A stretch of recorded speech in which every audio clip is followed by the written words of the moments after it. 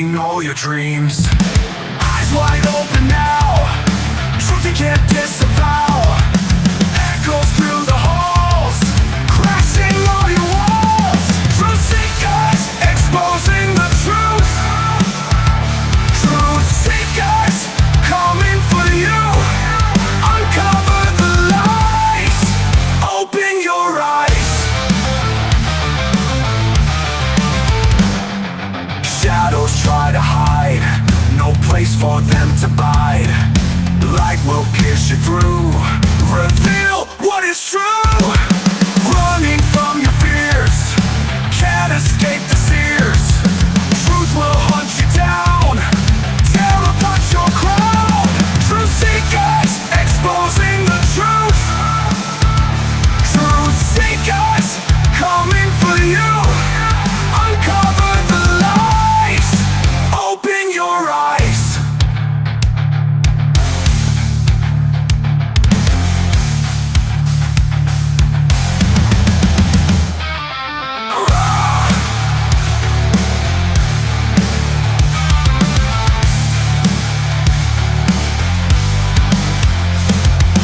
Eyes wide open now, truth you can't disavow. Echoes through the halls, crashing all your walls. Truth seekers, exposing the truth. Truth seekers, coming for you. Uncover the lies, open your eyes.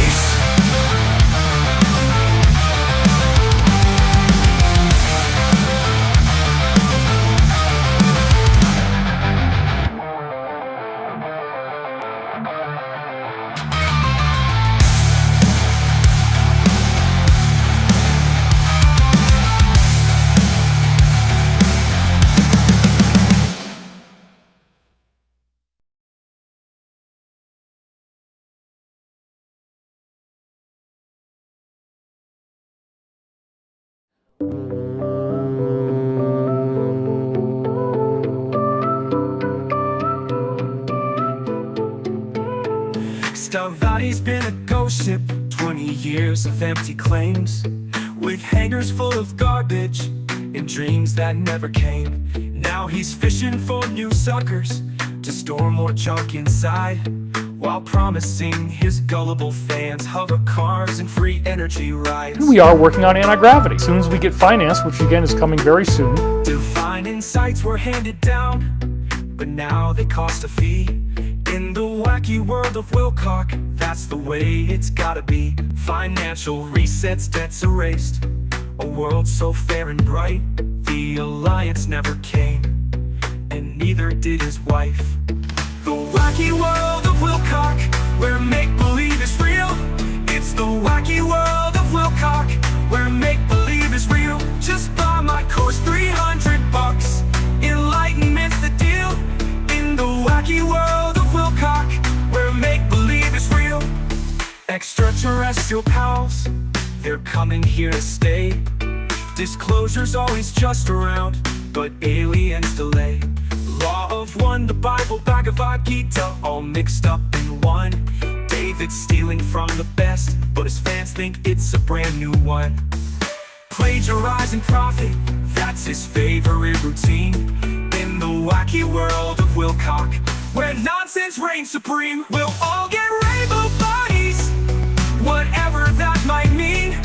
And Jesus is an alien, the wildest thing you've seen.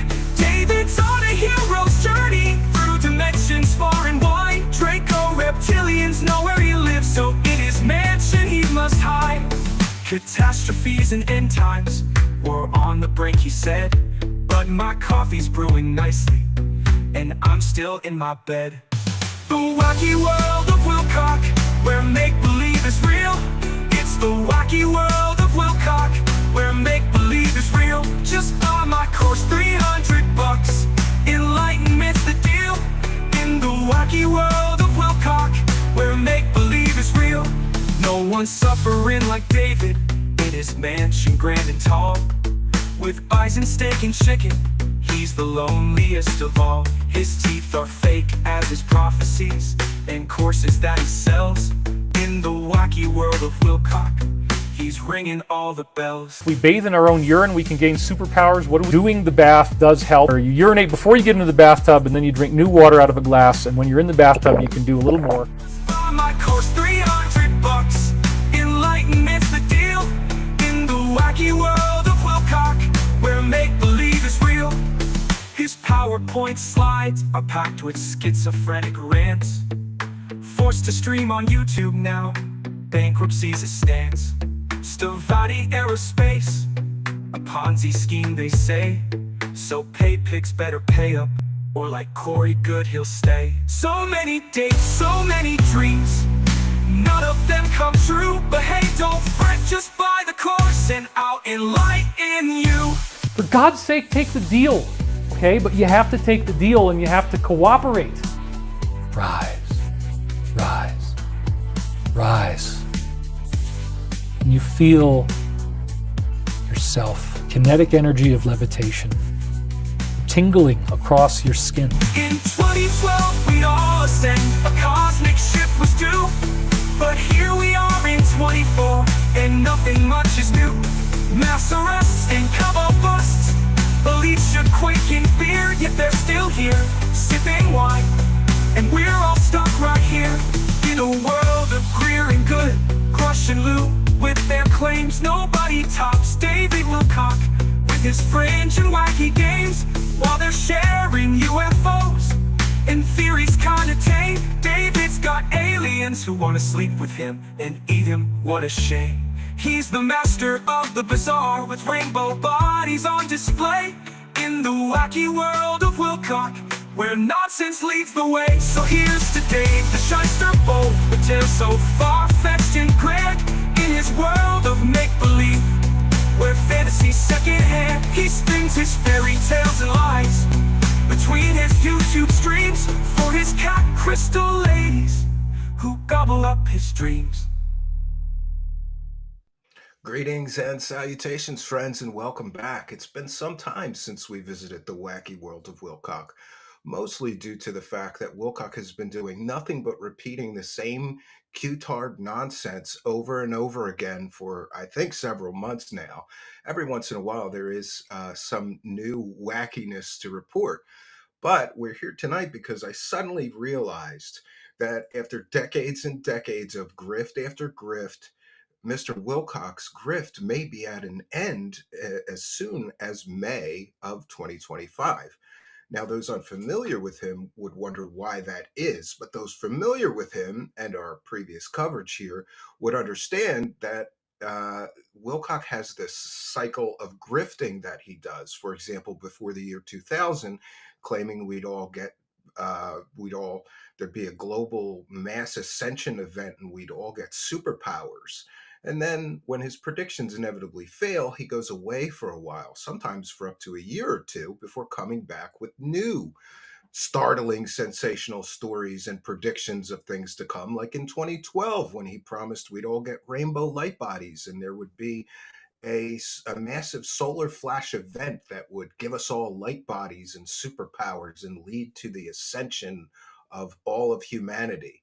And of course, that didn't happen. So he goes away for a while. And despondent and depressed, he finds himself a fellow grifter in the form of Corey Good. So then he comes back and he starts grifting off of these secret space stories from Corey Good. But in a spectacular deposition, Corey Good admitted that he just made those stories up. So again, David Wilcock goes away for a little while, but then he comes back with his latest grift, which is that he is talking to the Archangel Michael, who is offering him secret and sacred knowledge, and then somehow an angel is telling him to put that secret, sacred knowledge and prophecies but behind a $333 paywall, because of course all angels need to get paid. Archangel Michael doesn't work for free. And by the way, neither do I.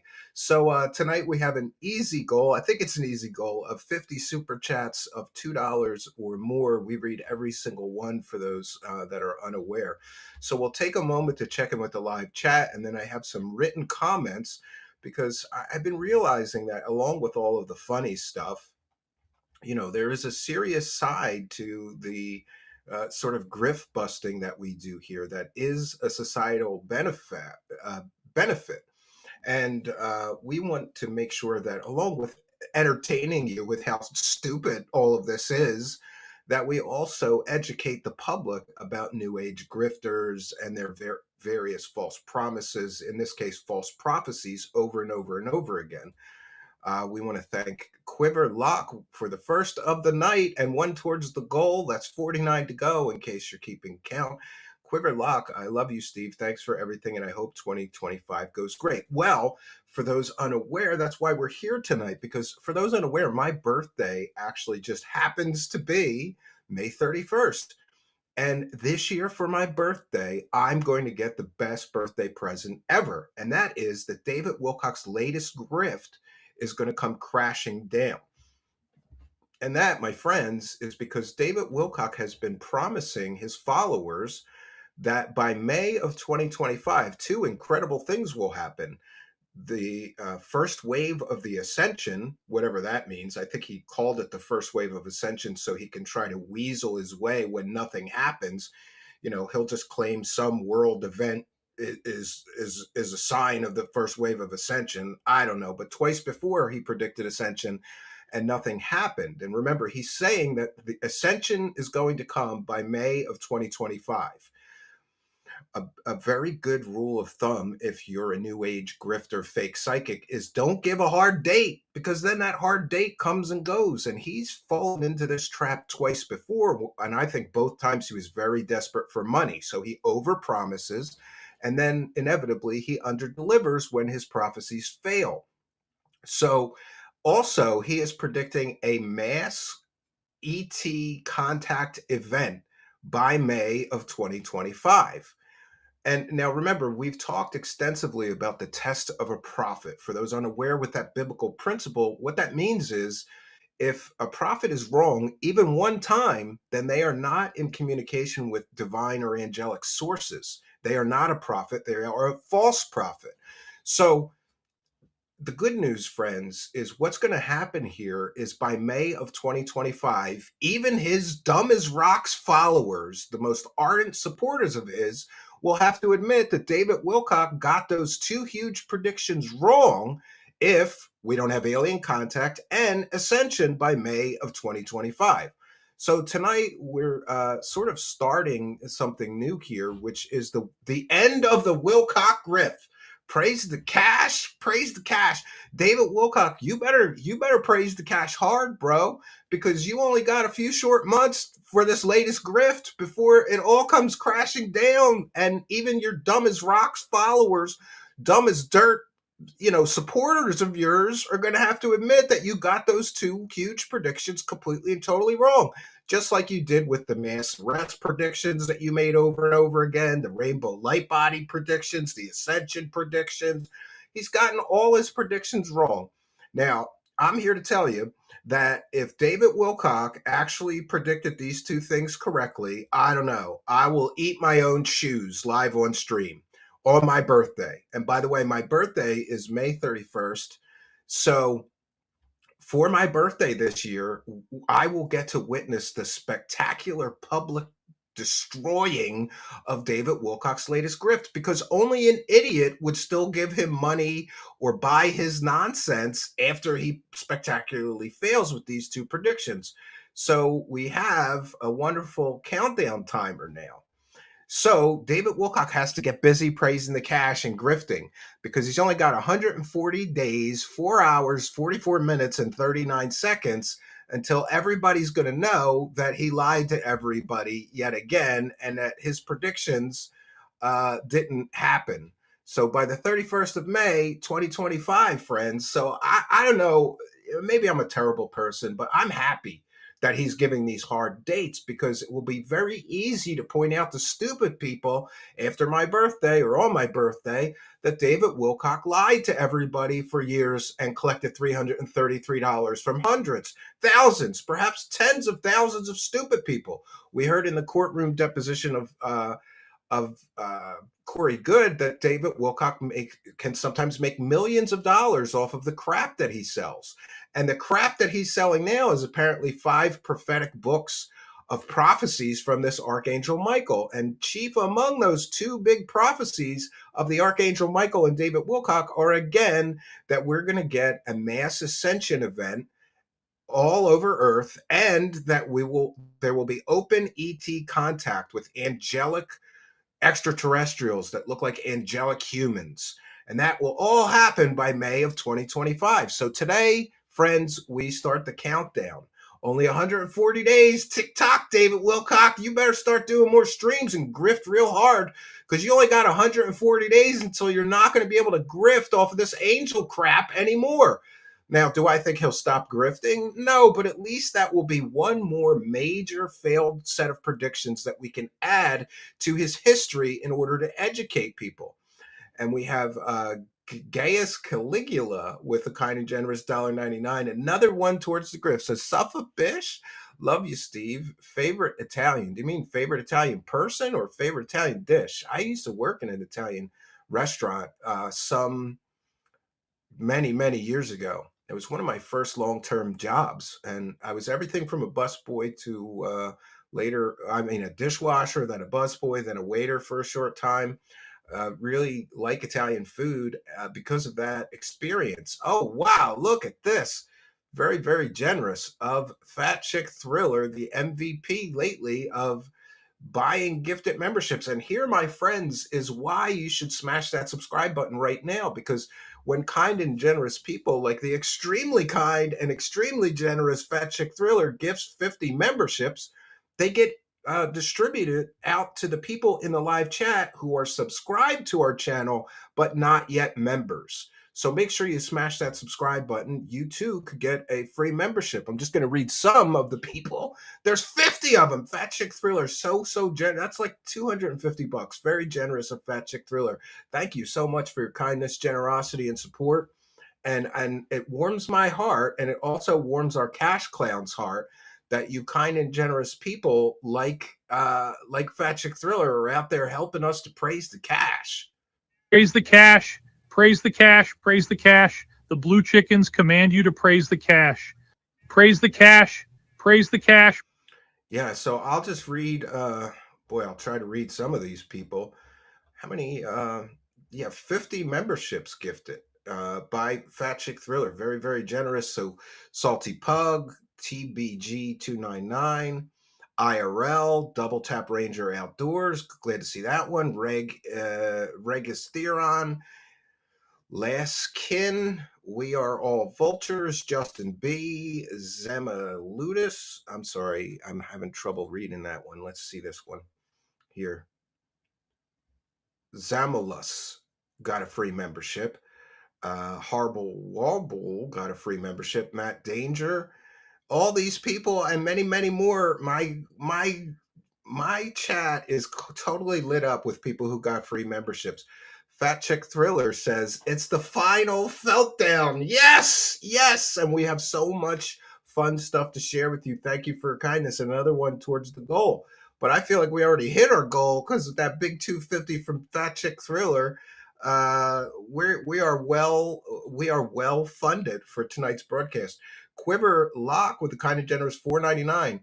We will make Steve so rich that he can have a Wilcox cabin, maybe even two, God willing. That would be awesome.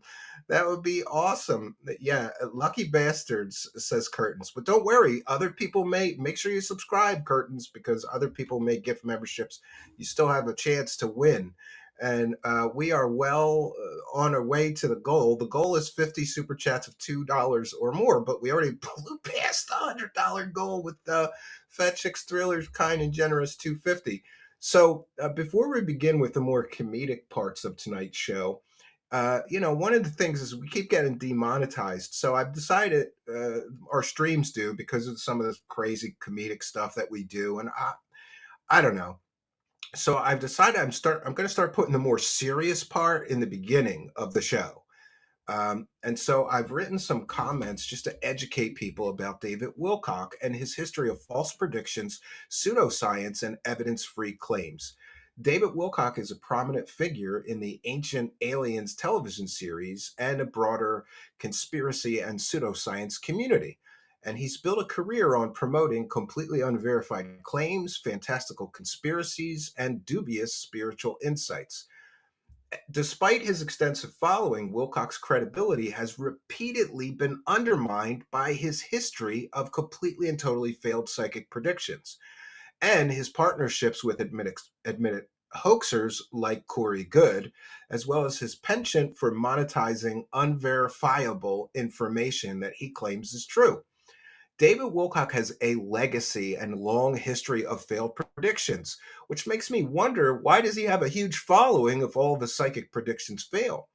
After all, David Wilcock's career is riddled with bold claims about future events that have consistently failed to materialize. For instance, he has long prophesied about imminent mass arrests of global elites, often positioning these predictions as the precursors to a new utopian golden age on Earth where the good guys win. Despite years of such claims, no evidence has ever surfaced to support them. And so, his recent predictions have only continued this trend of implausibility. Wilcock now claims that a mass alien contact event and a global ascension event will occur by May of 2025, just a few short months from now. These predictions, however, are not new. Similar forecasts in the past have failed without Wilcock acknowledgement or explanation whatsoever from Wilcock. His unwillingness to address these failures of his so-called psychic powers underscores a troubling lack of accountability with David Wilcock. And of course, the favorite part of the David Wilcock lore or story arc to me was the Corey Goode fiasco.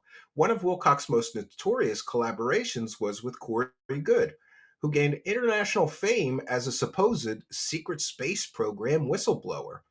Together, they spent years and made millions of dollars promoting an elaborate narrative involving intergalactic alliances and space adventures, time travel, and secret government operations in space.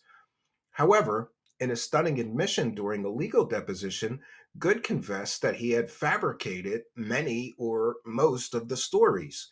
And despite this revelation, Wilcock to this day has still not issued a retraction or apology to his followers for his role in promoting and disseminating Goode's complete and total fake stories. This, of course, raises serious concerns about his commitment to the truth and transparency. He claims to be a truth seeker, but all he does is lie to people. And I'm sorry, but I'm entertained by the fact that David Wilcock claims to be a truth seeker, even claiming I stole the name of my show and concept of my show from him. And yet he gets caught lying to his audience constantly. Most recently, the most famous example most recently is when he lied and said I got him swatted, or he lied and said that I was under criminal investigation. All these things were complete and total lies. And then, of course, we get to his claims of divine contact. David Wilcock has at various times claimed to be in contact with the Egyptian god Ra, and most recently, the archangel Michael.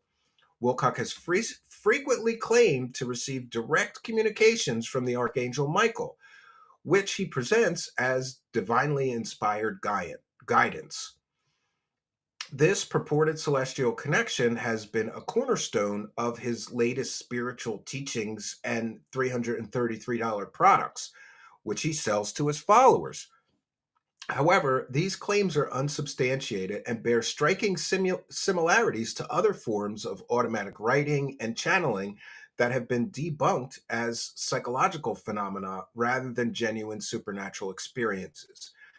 And then, of course, Wilcock's broader body of work often blurs the lines between speculative fiction and purported science. From promoting the existence of so-called ascension mysteries, even though nobody ever ascends and he's predicted it over and over again, to suggesting that humanity is on the brink of unlocking hidden superpowers, his theories frequently lack any evidence whatsoever. Instead, they rely on cherry-picked data from less than credible sources, anecdotal accounts, and appeals to ancient texts that he interprets, but he has no actual education in ancient languages or ancient history, which would give him, an authority level that is appropriate with somebody claiming that they're interpreting these ancient texts. A significant portion of David Wilcock's content also centers on conspiracy theories involving government cover ups and extraterrestrial visitation. While these narratives may be entertaining, they remain completely unsupported by any credible evidence. His repeated invocation of unnamed insiders and so called whistleblowers, many of whom lack verifiable credentials or have been discredited, including his Pete Peterson, who he's still citing a dead man who he calls Dr. Pete Peterson. And that guy wasn't a doctor. His education was completely fake. The nearest of my knowledge, he's never even been to college. So how is he a doctor? This, of course, his use of these fake whistleblowers, including Pete Peterson, Emery Smith, and Corey Good, further undermines the reliability of his claims. And then, of course, the most striking thing about Wilcock is it's never his fault. He has a severe problem with accountability. Perhaps most concerning, to me at least, is Wilcock's pattern of avoiding accountability. When his massive predictions fail, as they inevitably have over and over again, he offers no explanations or apologies. Instead, he simply shifts focus to new predictions, new fake stories, and stupid conspiracy theories, which perpetuates a cycle that exploits the faith and curiosity of his audience. This lack of responsibility is emblematic of a larger problem within the pseudoscience and conspiracy theory community, where failed claims rarely result in any consequences. So, to me, friends, I have a problem with somebody, for example, I have a problem with Wilcock claiming, hey, I'm a psychic and these big world changing events are coming, buy my book. And then the big world changing predictions that he made all spectacularly fail. So to me, it's a form of consumer fraud. But again, I'm not a lawyer, I'm not a law enforcement officer. I just think that it's slimy as hell to tell people that you know what's going to happen in the future, buy my book, and then they buy your book, and then your predictions fail miserably. Shouldn't you have to give the money back? What about all the money that David Wilcock made grifting with Corey Good, who admitted his stories were fake? Shouldn't he have to give all that money back? I guess I would think so, but what do I know? But lately, of course, David Wilcock's stupidity and stupid predictions have just gotten worse and worse, because lately he's claiming that he took baths in his own urine, remember, and that he got superpowers from taking baths in his own urine somehow. And with those superpowers, he was able to stop the bullet from, unaliving Donald Trump with his psychic superpowers. So we've gotten to a point of like clown show. David Wilcock's show is a literal clown show now. And so I don't know. I thought it appropriate that if David Wilcock wants to do a clown show, I've got these real nice clown puppets, so I decided I'm going to help him. So we're going to have the David Wilcock Clown Show going forward, friends, and here's a preview of that. Let's watch. All right, truth seekers, listen up because I'm about to share some mind-blowing intel that you won't hear anywhere else. An assassination attempt was made on President Trump, but thanks to my advanced metaphysical abilities and cosmic connections, disaster was averted at the last second. I received an urgent psychic warning from my contacts in the Alliance just moments before the attack. Using my remote viewing skills, I was able to lock onto Trump's location, channel a powerful energy field around him as the deep state assassin took aim. I manipulated the quantum field slowing down. Time itself, the bullet moved in slow motion, allowing Trump to make an impossible dodge that saved his life. Of course, the mainstream media is covering this up. But now, you know the truth. My fellow light warriors, this is the kind of exclusive information you can only get from David Wilcock. Remember to smash that like button, hit subscribe, and turn on notifications so you don't miss out on more groundbreaking revelations as we fight to liberate humanity from the clutches of the cabal. Stay tuned, truth seekers, because the best is yet to come.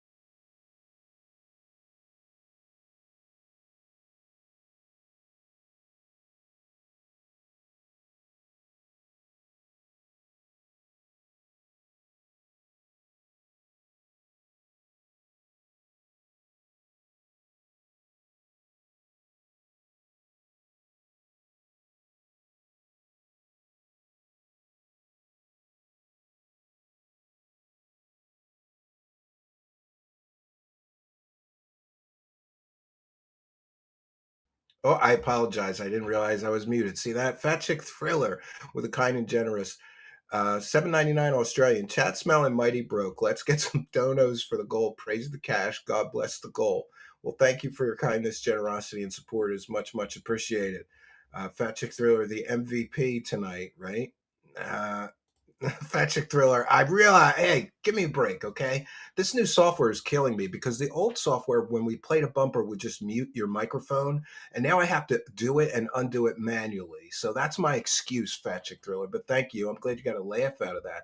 So I was saying that my birthday is May 31st, and I have decided that by June or July, what we're going to do is we are going to clip together all of the greatest Wacky World of Wilcock bits that we have done over the past several years. And this will, of course, enable us to create a free documentary to educate people on David Wilcock's various failed predictions over and over again. We're going to be releasing it for free on our channel, ad supported, of course. Dawn Wanderer with a kind of generous $2 says, praise the cash. Where's the box, Wilcock? Also, on May 31st, I will reveal the location of the box of dildos. I will finally do that so that Wilcock is not only humiliated when his predictions fail, but he'll be humiliated when people find out where that box of dildos has been this entire time. Peachy Peach talking about people being broke in the chat. It's like you don't even want to felt Wilcox. Yeah. No, we're steaming towards the goal. Let's check in on the goal while I'm here. Before we get to the clips, we have clips thanks to Macario from his latest live stream, and his live stream is just getting pathetic. It's like, come on, David Wilcock. I'm an artist. How am I supposed to make this Wacky World of Wilcock show with your shitty streams that are so terrible? They're not. It's like you can't even clown on him. They're so bad. That's how bad his streams have been. Okay, so we're at 6 of 50 towards the goal. I guess, yeah, we need quite a number more of super chats, but we're going to continue. And if we get to the goal tonight, I'll be doing a preview of some of those best bits that will be included in June or July in a Wacky World of Wilcock free documentary that we will be producing here on our channel. We like to be, Wilcock relapsed on cannabis, somebody said in the live chat. I wasn't aware of that. Fat Chick Thrillers telling people, let's get some donos. Yeah, so for people unaware of what the goal is we set a goal for tonight. It's 50 super chats of $2 or more, and we've gotten 6 of them, right? Nick Ricada, Gaius Caligula says, Nick Ricada told me I could commit consumer fraud, bish. Captain Stems says, they're here under the floorboards. Look, 'tis the vibrating of those infernal cocks. Yes. Curtin says, back in the day with the live free energy whistleblower contest or conference. Yes. Yeah. Grifter is too nice. Wilcock is a crook. Oh, yes. So that reminds me, while we're talking about goals and finances, I want to thank all of you members that are Patreon supporters and YouTube channel members, because I've been able to get, yes, the Militant Nerd said Buffalo steak on May 31st. Absolutely. I keep saying I was going to do that. I have one in the freezer. I don't know if it's going to last till May. I better do it before then. But we'll do another one on May 31st to celebrate David Wilcock's predictions horribly failing and the release of our new documentary. We'll have at least trailers up by then. Another one towards the goal. So thank you for your kindness, generosity, and support. We only need 43 more of you to throw $2 or more in the super chat bucket here. Okay, so we're going to move on. I wanted to mention, thank all of you for your kindness, generosity, and support. We were able to get some new tools which enable us to do some incredible things. This one actually was done by a friend of the show, but we're going to include it because we now have the ability to amplify our message by having an extra show that will talk about David Wilcock's various, let's just say, less than credible claims.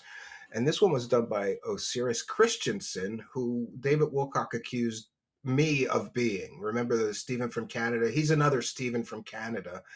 David Wilcock claims that he only has one critic. No, Wilcock, you've got a lot of critics, and they're all joining Truth Seekers and helping me produce content to felt you with. So suffer, bitch, because now we got a whole nother show that we can create that will be felting you in the new year. So we want to thank Osiris Christensen. And I also want to thank all of you kind and generous benefactors, because I finally, people who know me know that I'm notoriously cheap, but I did put some money out. I've bought a year's worth of several new tools that will enable us to make more content, funny content, serious content, just help us with the goal of creating more content here. This one, however, comes from Osiris Christensen. I just added some production, a little Truth Seekers twist in there. So there's fellow Truth Seekers, David Wilcock, all over the world, and they are joining in this effort to educate your dumb as dirt, dumb as rocks followers. Suffer, bish! Buckle up, because shit's about to get real. We're going deep on David Wilcock. You know, Mr. Ancient Aliens himself. The guy who thinks he's Edgar Cayce reborn. Yeah. Oh, and let's not forget the dude who charges you an arm and a leg to hear what Archangel Michael has to say. Yeah, this is going to be a dark one. We're talking serious accusations against Wilcock, fraud, deception, manipulation, the whole shebang. Oh, we're going there, all right. We've got Osiris Christensen's expose, and let me tell you, this guy does not hold back. He straight up calls Wilcock a criminal and a con artist. And honestly, after going through this stuff, I'm starting to see why. It's wild how Christensen connects all the dots. He basically says Wilcock's whole career is built on a mountain of bullshit, all designed to exploit people searching for something more, something spiritual. Like, he's preying on those vulnerabilities, Yeah. people craving meaning and connection. And he twists it all into this massive grift. But let's start with the money. Where there's smoke, there's fire. And in this case, it's a goddamn inferno of financial fuckery. Christensen makes a pretty convincing case for financial exploitation. He points to those Archangel Michael channelings where Wilcock basically charges people to access divine wisdom. I mean, come on. Yeah. That's a giant red flag right there. Seriously, if you're really channeling a divine being, shouldn't that shit be free? I mean, I'm no angel, but even I wouldn't try to monetize goddamn Archangel Michael. It's just reeks of hypocrisy, right? But it doesn't stop there.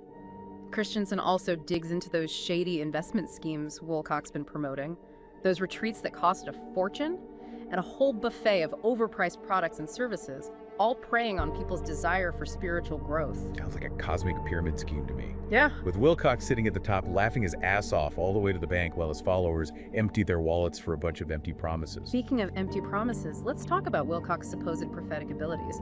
Christensen dismantles those claims, highlighting a whole laundry list of failed predictions. Remember that time Wilcock predicted a massive solar flare that would fry all our electronics and send us back to the Stone Age? Oh, yeah? Or how about that time he swore up and down that a fleet of benevolent aliens was going to swoop in and whisk us away to a golden age? I was kind of hoping that one would come true, just for the pure entertainment value. Don't forget about Atlantis rising from the ocean. None of this shit ever happened. And Christensen argues that this pattern of failed prophecies is a pretty clear indication that Wilcock is full of it. But hold on. Some people might say, hey, even Nostradamus got some predictions wrong. Right. So how can we be sure these weren't just honest mistakes? That's where the context gets really interesting. Christensen argues that Wilcock uses these predictions to create a sense of regency, a fear-based narrative that pushes people to buy his books, attend his seminars, basically become more dependent on his teachings. Classic cult leader move, right? Create a problem, then offer yourself as the only solution. Exactly. And that brings us to one of the most batshit insane accusations, the Stavatti Aerospace controversy. This one really makes you question Wilcock's judgment, maybe even his sanity. Fill me in on Stavatti Aerospace. From what I've heard, this is the company Wilcock was hiking up as the next big thing in aviation. Yep, he was all over it, claiming Stavatti was about to revolutionize the industry with their cutting-edge aircraft designs. He even encouraged his followers to invest. Wait, he actually told people to pour their money into this thing. Apparently. And that's where things take a dark turn. Christensen claims that Stavatti Aerospace is nothing more than a Ponzi scheme, a complete and utter scam. Hold up, so Wilcock, the guy who claims to have an IQ of 180, got played by a shady-ass aerospace company. The irony is not lost on Christensen. He uses this whole Stavatti debacle to highlight the glaring disconnect between Wilcock's supposed genius and his actions. Are we saying Wilcock was in on the scam or just incredibly gullible? Christensen leans towards the former. He suggests that Wilcock might have been actively involved in this whole thing, using his platform to lure unsuspecting investors in and potentially profiting from their losses. Damn, if that's true, we're not just talking about some cosmic goofball anymore. This is straight up con man territory. Yeah, this goes way beyond bad judgment. This is potentially criminal. And Christensen doesn't shy away from calling it out. He claims both Wilcock and Stavatti are facing lawsuits over this whole mess. Fucks. So we've got alleged financial exploitation, a history of failed prophecies, and now a potential investment scam, and we're just getting started right. Oh, we're just scratching the surface. We haven't even gotten to the Edgar Cayce reincarnation thing, the channeling of the Egyptian god Ra, or the whole drinking urine for superpowers thing. Trust me, it gets weirder. Oh, I believe you. Let's take a breather, and then we'll dive back into this cesspool of cosmic bullshit in a minute. Okay, so where were we? Oh yeah, wading through the swamp of Wilcock's batshit crazy claims. This guy's got a theory for every goddamn thing under the sun. Yeah, seriously, he's like the kingpin of conspiracy theories, secret space programs, ancient aliens building pyramids with their minds, lizard people running the government, you name it. Wilcock's probably written a book about it, or charged people $200 to hear him ramble on about it at some conference. It's all part of his brand. You know, he taps into that deep human need for hidden knowledge, that allure of the forbidden, the idea that there's some secret truth out there just waiting to be revealed. Yeah, and he positions himself as the gatekeeper, the holder of all that forbidden knowledge, leading his followers to the promised land of enlightenment. But Christensen calls bullshit on that. He argues that a lot of what Wilcock peddles as truth is just a toxic blend of misinformation, pseudoscience, and straight-up lies. And he's got the receipts to prove it. Okay, hit me with some of those outlandish claims. I need a good dose of WTF to power through the rest of this deep dive. All right, let's start with the one that really grinds my gears. The claim that he's the reincarnation of Edgar Cayce. I mean, talk about a massive ego trip. Yeah, if you're going to claim to be the second coming of a famous psychic, you better have some damn good evidence to back it up. And that's where Christensen shines. He didn't just take Wilcock's word for it, he actually reached out to the Edgar Cayce Foundation, the official organization dedicated to preserving Cayce's legacy. Spill the beans. They basically told Wilcock to shove it. They said there's absolutely no evidence to support his claim, and that they consider it completely bogus. Ouch. That's gotta hurt. Imagine building your whole persona around being the reincarnation of someone, only to have their own foundation call you a fraud. It completely destroys his credibility. I mean, if he's willing to lie about something as personal and significant as his past life, what else is he willing to lie about? Makes you wonder about all those other claims, right? Like the whole channeling the Egyptian god Ra thing. Oh god, the Ra channeling. That's a whole other level of ridiculousness. Christensen tears that one apart too. He points out the obvious. Like, why the hell would an ancient Egyptian god speak modern English? Yeah, last time I checked, Ra wasn't exactly hanging out at Starbucks, perfecting his American accent. Exactly, and beyond the language issue, there's the whole question of Ra's character. Why would this powerful, benevolent deity choose Wilcock, a dude accused of being a manipulative con artist, as his spokesperson? It'd be like saying, hey, I'm channeling Gandhi. And he says it's totally cool to punch people in the face if they disagree with you. Right, it just doesn't make any sense. Christensen argues that this inconsistency, along with the whole language thing, strongly suggests that Wilcock's channeling is nothing more than a performance, a way to dazzle his followers and cement his position as some kind of spiritual guru. So he's basically using smoke and mirrors to create this illusion of divine connection. Bingo. And this all ties back to Christensen's central argument that Wilcock is a master manipulator who preys on people's deepest desires and beliefs for his own personal gain. Okay. But some people might say, so what if he's making this shit up? Who cares? It's not like he's hurting anyone. And that's where Christensen gets really serious. He argues that Wilcock's fabrications can have real-world consequences, especially for people who are already struggling or vulnerable. How so? Think about it. If you're going through a rough patch, searching for answers, you're more likely to fall for someone who claims to have all the answers, someone who promises a shortcut to happiness or enlightenment. Right? You're more likely to believe what they're selling, even if it sounds too good to be true. Exactly. And Christensen argues that Wilcock takes advantage of that vulnerability. He sells people on this idea that they can transcend their problems, achieve some kind of spiritual superpower, if they just follow his teachings and buy his stuff. But what happens when those teachings are built on a foundation of lies? then you've got people wasting their time, their money, and their emotional energy on something that's ultimately empty and harmful. It's like building your house on quicksand. Eventually, it's all going to come crashing down. Precisely. And that's why Christensen is so passionate about exposing Wilcock. He sees him as a threat to people's well-being, both financially and emotionally. So we've got alleged financial exploitation, a history of failed prophecies, this questionable reincarnation claim, the channeling shenanigans, and the potential for serious harm to his followers. Anything else Christensen throws at Wilcock? Oh, there's more, and this one gets pretty personal. Christensen claims that Wilcock has been diagnosed with pseudologia phantasma. Pseudology, what the fuck? That sounds intense. What is that? It's basically a fancy term for compulsive lying. People with this condition tend to tell these elaborate, fantastical stories, often blurring the lines between reality and fantasy. So they're pathological liars. Essentially, yeah. And Christensen suggests that this diagnosis could explain a lot about Wilcock's behavior. It suggests that his tendency to fabricate and embellish might not be entirely conscious or malicious. So he might not even realize he's full of shit. That's one possibility. But even if that's the case, it doesn't excuse the damage his lies can cause. Right, intentional or not, the impact on his followers is the same. They're still being misled, still potentially being harmed. And that's why Christensen's expose is so important. It forces us to confront the dark side of the spiritual and self-help world, to acknowledge that not everyone who claims to have the answers is actually on the level. Okay, so we've laid out a pretty damning case against Wilcock. But we gotta be fair, right? The dude has a lot of supporters out there, people who genuinely believe in his teachings. Absolutely. Yeah. And it's crucial to remember that these are just accusations. Wilcock denies any wrongdoing. And we haven't heard his side of the story. Right, balance is key. So what's the takeaway here? What should people listening make of all this? I think Christensen's expose is a wake-up call. A reminder that we need to be critical thinkers, especially when it comes to extraordinary claims. Don't just buy into everything you hear, Yeah. especially from someone who's making a profit off your belief. Exactly.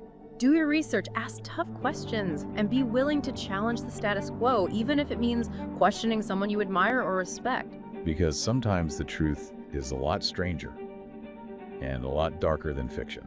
And on that note, let's wrap up this deep dive into the bizarre and potentially dangerous world of David Wilcock. Man, we've spent the last 2 parts wading through the shit show that is David Wilcock's world, but this goes way beyond one dude's cosmic grift, right? Absolutely. This whole thing brings up some massive questions about belief critical thinking and how we filter the constant flood of information coming at us. Especially in this age of social media where misinformation spreads like a goddamn virus. Everyone's got a platform and a megaphone, and the bullshit artists are loving it. It's like we're all trapped in these echo chambers, surrounded by people who just reinforce our beliefs, even if those beliefs are completely unfounded. So how the hell do we navigate this minefield? How do we learn to spot the bullshit and avoid getting played by these spiritual predators? Well, first off, we got to cultivate a healthy dose of skepticism. I'm not saying dismiss everything outright, but approach those outlandish claims with a critical eye. You know, don't just take everything at face value. Right. Like Carl Sagan said, extraordinary claims require extraordinary evidence. And if the evidence is weak or non-existent, it's probably bullshit. Exactly. If something sounds too good to be true or just too damn weird to believe, dig a little deeper. Don't just take someone's word for it, especially if they're making a buck off your belief. Follow the money trail, right? See who's getting rich off your gullibility. Figure out their motives. That's a huge red flag. Another one is when someone pushes a narrative that demonizes others, creates that us versus them mentality. That's classic manipulation, designed to shut down critical thinking and make people more susceptible to propaganda. So skepticism, checking sources, being aware of those manipulation tactics, that's a good starting point, right? Definitely, and don't underestimate the power of community. Talk to people you trust, people outside your usual bubble. Get their perspectives. Challenge your own assumptions. Sometimes we all need a reality check, right? Somebody call us out on our own bullshit. Exactly. And remember, it's okay to change your mind. It's not a sign of weakness. It's a sign of growth. Being open to new information and evolving your perspective. So bringing it all back to David Wilcock, what's the big takeaway from this whole mess? I think it boils down to this. Even the most charismatic, seemingly enlightened figures can have a dark side. And we need to be careful who we trust, who we give our time, money, and emotional energy to. Critical thinking isn't just some abstract concept. It's a crucial tool for navigating this crazy world, for making informed decisions and protecting ourselves from harm. So what's the final thought for our listeners? What do we leave them with? Believe in yourself. Believe in your own ability to think critically and separate truth from fiction. Don't be afraid to question authority, challenge the status quo, and stand up for what you believe in, even if it means going against the grain. Because the truth is out there, but it's up to each of us to find it. And sometimes the most important journey is the one we take within ourselves. Damn, that's a good point to end on. Thanks for joining us on this wild ride, folks. Stay curious, stay skeptical, and keep searching for the truth, even if it's buried under a mountain of bullshit. And there we have it, friends. I think we'll be hearing more from those two. And as the training gets better, the productions will improve. We want to thank Fat Chick Thriller for kind and generous $7.99 Australian says, my missiles still haven't come in the mail. I'm starting to think Stavatti might not be legit. Also, where's the subs? Let's hit the goal. Yes, we'll check in on the goal here. We're at 11 of 50 super chats, so 39 to go. And we thank you all for your kindness, generosity, and support. Very kind of Fat Chick Thriller, the MVP of the donos tonight. And we have just a few more. For those unaware, we read every single one. Quiver Lock with a kind and generous $9.99. Me and Fat Chick Thriller will have to carry the donos. If you can, tip your boy Steve. Yeah, we thank you for your kindness, Quiver Lock, and thanks for what you're doing to support the show. Archduke Instinct with a kind and generous $20 super chat says, every dono smites David Wilcock in his oversized forehead, so let's hit the goal. Thank you for that. And we have Thomas Robinson with a kind and generous £2. No message, just £2, but that's one towards the goal. And any dono of 2 or more goes towards the goal. Amy WC with a kind and generous $2. $2 from Amy WC. Thank you for your kindness, generosity, and support. So, boy, we're already almost an hour in, and we haven't even gotten to the clips yet.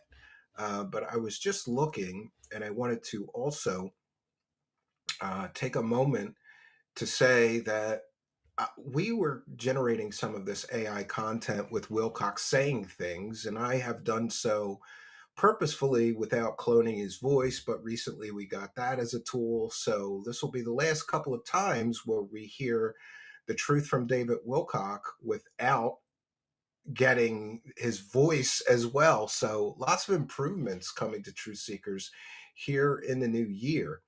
And, you know, I thought it would be funny to create an AI David Wilcock who tells the truth instead of lies. So like everything the AI David Wilcock that I have says is 100% true, supported by actual evidence, you know, like court documents and I don't know, body cam footage and things like that. Whereas David Wilcock, the real David Wilcock just lies to you. But I thought it'd be funny if we have a David Wilcock AI that tells people the truths. You know, we got to sort of balance things out. So here's another one of those pieces, but I just want to mention that it's going to be the last few times we see these. AI Wilcock is getting his voice. I thought it would be better so that there was no confusion and he couldn't say it's a deep fake or whatever. But here we are. And I just think it's funny that we can make David Wilcock tell the truth. I'm tired of this guy lying to people for money. So we wanted to start making him tell the truth. Here's a piece from that. This guy, Stephen Cambion, he's driving me crazy. He's invaded my mind, and I can't stop thinking about him destroying my grift. I lied and told everyone he got me swatted. This guy got the body cam footage and proved I lied to 500,000 subscribers. He completely humiliated me for lying. This Truth Seekers guy is dangerous. He is proving I lie to my audience constantly. He even has an entire documentary about me and Corey Good that's free on his channel. I spent years grifting off Corey Good's fake stories, then he published those Corey Good depositions. It wrecked our whole grift. I couldn't attack his research into my shady aerospace company or his research into my shady charity. I couldn't attack his research into the Pete Peterson GoFundMe scam or the Emery Smith PayPal donation scam. So instead, I called him a Satan-worshipping child predator with no evidence. I took that right out of Corey Good's playbook and also from Corey's playbook. I said I was suing this critic of mine and that he was under criminal investigation. This Truth Seekers guy proved there was never any criminal investigation into him, and that again I lied to my audience about all that. I also made fun of this critic for wearing glasses. I pretend to be a spiritual guru that talks to angels, but I made fun of this critic who wears glasses because he's disabled. He has something called third nerve palsy from a brain aneurysm he had where he almost died. One of his eyes was damaged. So I pretend to be a spiritual person who channels gods and angels, but at the same time, I'm making fun of this critic of mine because he wears glasses because he's partially blind. I'm desperate to make this guy stop. I can't attack his research, so I attack his reputation and also his disability. I have no choice but to attack this guy's reputation, his appearance, and his disability because he tells people the truth, and I can only lie to my audience for money to survive. The truth is, I'm a lying, grifting scumbag who has been ripping people off for years and years now. I profit from lies. Me and my fake government insiders made a lot of money telling fake stories for years and years now. This guy Stephen Cambian from Truth Seekers researched, investigated, and reported on all of it. Now I'm threatening to sue him because many more people are starting to find out the truth about me. I'm a lying, grifting scumbag who told fake secret space stories for years. I run a shady charity, and I also claim I'm a board member on this shady aerospace company. This Truth Seekers guy showed body cam footage, court documents, court depositions, and more that prove I am a professional liar. This guy has been taking apart my grifts piece by piece for years. If this guy keeps up, my grift will be gone soon. I accuse multiple critics of mine of all being one person. I made a fake villain for my dumb as rocks audience. Because I lied, they all found each other on the internet. Now this Steven guy got so many of my critics to join Truth Seekers to help destroy my grift. This is my worst nightmare. But the truth is, I caused this nightmare by lying about all of them to my audience. I claimed all these critics were just one guy, Steven, from Canada. I lied to my audience. Around the world, critics of mine are coming together and joining Truth Seekers. They all say I am Steven from Canada.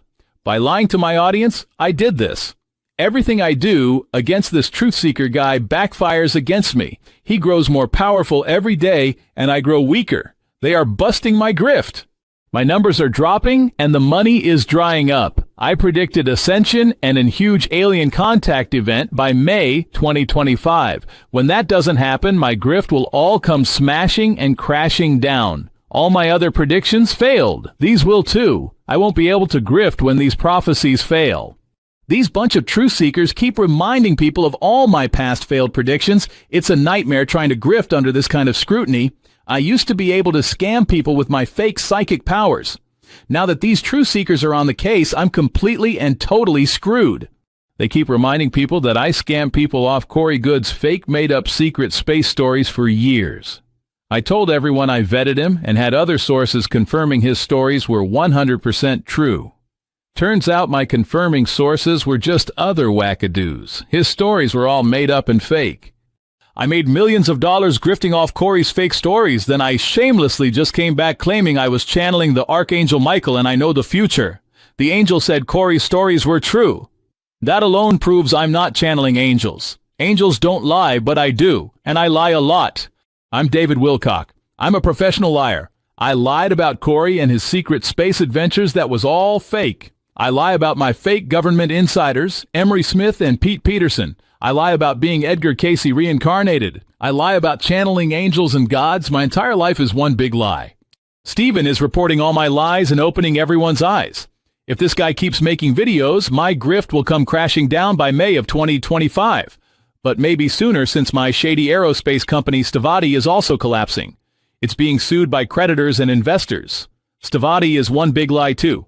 I pretend to be a psychic and a prophet, but nothing I predict ever actually happens. I got rich grifting off of vulnerable, stupid people. But now karma has come for me. Truth Seekers is bringing my karma. I can't lie my way out of what happens next. Truth Seekers is right. I'm a liar and a scumbag.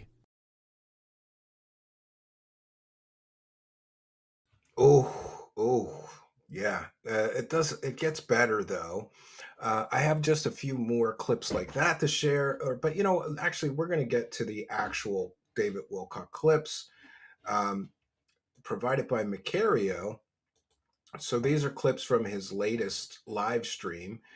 that, you know, his live streams are just getting dumber and dumber and worse. You know, how many times can you hear about the Maharishi effect and pyramid power and all of these other nonsense pseudoscience claims? It's just, it's getting very difficult to keep doing this show, The Wacky World of Wilcock, when the source material. Come on, David Wilcock, you gotta get better at your live streams. You are terrible, dude. It's just terrible. But let's get into some of the latest clips. But before we do that, I want to make sure that we put up my fair use banner. This is a transformative work. We're educating the public with the clips that we are sharing. But before we do that, before we go back to the clips, let's just catch up with the goal in the super chat. God bless the goal. Quiverlock, another one for the goal. Each donation adds a tooth to David's toothless gums. Well, that's kind of mean, but we will allow it. Fat Chick Thriller with kind and generous $7.99 Australian. Idea for Grift Month. AI Wilcock is trying to debunk you and your false BS during Grift Month. That is a great idea. We'll make him the good guy and me the bad guy. Kind of like Hollywood Hogan. Remember when Hulk Hogan turned into a bad guy because they didn't know how to make any more money out of Hogan, right? And Amy with another kind and generous £2. Heliocentric space grifters. Suffer Wilcox. So we are almost halfway to the goal, 15 of 50. We need 35 more kind and generous people to throw $2 in our super chat hat. But let's get to the clips from his latest live stream. I'm in the middle of a really weird legal battle that doesn't even make any sense, but is certainly upsetting. So what the hell? I went with the black. Yeah, so David Wilcock is extremely worried because for those that are not aware or up to speed, he essentially is getting hauled into court, or at least hauled into a deposition. Gaia TV is suing Corey Good, and they're going to make David Wilcock testify in that court case. He's got to do an 8 or 10 hour deposition where he's going to sit in a chair like those Corey Good depositions and get grilled by lawyers. And he's very, very worried about this. So that's interesting. And then we have not many, but we have a bunch more clips that we could share with you. Let's see. Let me share my screen again. Macario says, didn't he say last week that he talked to the IRS and they were happy with him? Yes. So that besides getting hauled into court for the David Wilcock, for the Corey Good depositions, he's also in trouble with the IRS to the tune of $1.5 million. And one might ask themselves, how do you get a bill with the IRS for unpaid taxes of $1.5 million? Apparently, or allegedly, Wilcock didn't pay the IRS income tax on all the money he's grifting off of the public for years and years and years. So I think it's somewhat karmically funny that Wilcock is now very worried about his IRS problems. We detailed that he has had several liens on his home. There's a new one, I believe, for unpaid state income taxes as well. IOIX. IRS taxes are voluntary for 98% of people, says GovCorp Watch. Yeah, you go try to have fun with them. Yeah, they're not see what they say when you tell them that you don't owe any taxes. Just see what happens. See what happened to Sean David Morton. That's how he ended up in prison, I guess. No. Sean David Morton is one of David Wilcock's grifting buddies and a fellow fake psychic.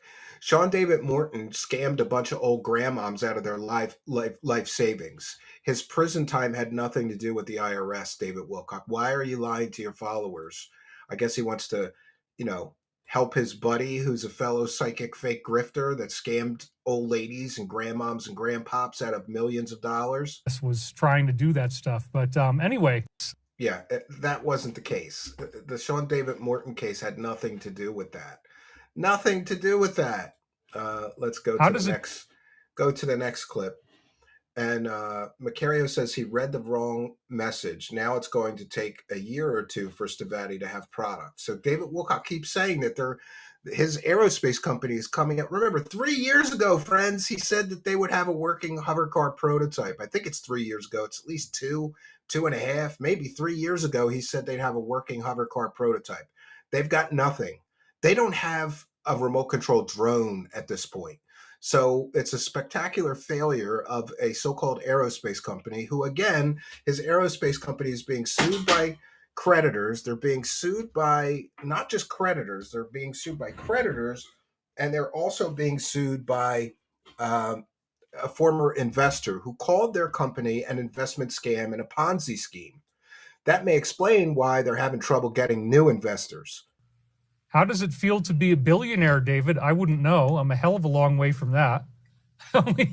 only have just barely enough money to survive. But once... Yes, David Wilcock famously said that last year he made $258,000. And that, my friends, $258,000, it's just barely enough to survive. Barely enough to survive. We'll have to update our Barely Enough to Survive song, right? Once we actually make products as an aerospace company, then yes. Well, you're supposed to be making products for years now. You guys haven't made anything. Though there's some interesting developments. Apparently, Stavatti Aerospace is literally offering to sell people missiles and bombs. And to my knowledge, and to the knowledge of several other researchers looking into the licensing, they don't have the required ATF licenses to sell munitions. And yet, in writing, and we've got a sting operation going on, David Wilcock. You dummies maybe want to be a little more careful of what you're putting in writing. They're emailing people offering bombs, missiles, and munitions. Stavatti Aerospace is. So that's going to be a big problem, Mr. Wilcock, because you don't have the proper licensing to sell bombs, missiles, and munitions. But what do I know? You know? At some point in the future, when we're up and running and we've got products, which is going to take a year, 2 years or more, at that point... Oh, now it's going to take a year or 2 years or more to make any products? What about the missiles you're selling? Wouldn't that count as a product? I might have significant assets, but, you know, this is the business that we're in. You just happen to have a good profit margin on it, and we've got a product that people desperately need. Yeah, they have a product that people desperately need. Like what? Hover cars? Free energy engines? Come on, David Wilcock. By May of 2025, your whole grift is coming crashing down on my birthday. Is that a synchronicity? Is that a synchronicity, David Wilcock, that your entire latest grift will be crashing down on my birthday? I think that is. I think the universe did that on purpose, made you say May of 2025. And to my knowledge, David Wilcock didn't know that my birthday was at the end of May when he made his predictions. I think that maybe the Archangel Michael interceded on my behalf and made him give me the best birthday present of my life, which is his grift is coming crashing down on May 31st, 2025, friends, just 140 days from now. We've got hover cars, and that's going to change the whole fabric. No, they don't have hover cars. They've been claiming that they're going to make hover cars for 3 years. They don't have hover cars. You don't have hover cars, David Wilcock. You don't even have a model of a hover car. You don't even have a working anti-gravity principle that you can demonstrate, or a working free energy, like a test prototype that you could show people. David Wilcock promised everybody that they would create free energy powered anti-gravity hover cars 3+ years ago. They haven't created anything. Society. So yeah, you're going to notice a couple of the trolls in the comments before our lovely team finds them. Yes. And for those unaware, David Wilcock claims that he is employing 10 people in his live chat, but they're doing a terrible job because people are felting him in his live chat. And, maybe I'm a terrible person again. Maybe I am. Maybe I'm a terrible person, but David Wilcock is spending money to stop people from telling people the truth in his live chat. Does that sound like a truth seeker to you?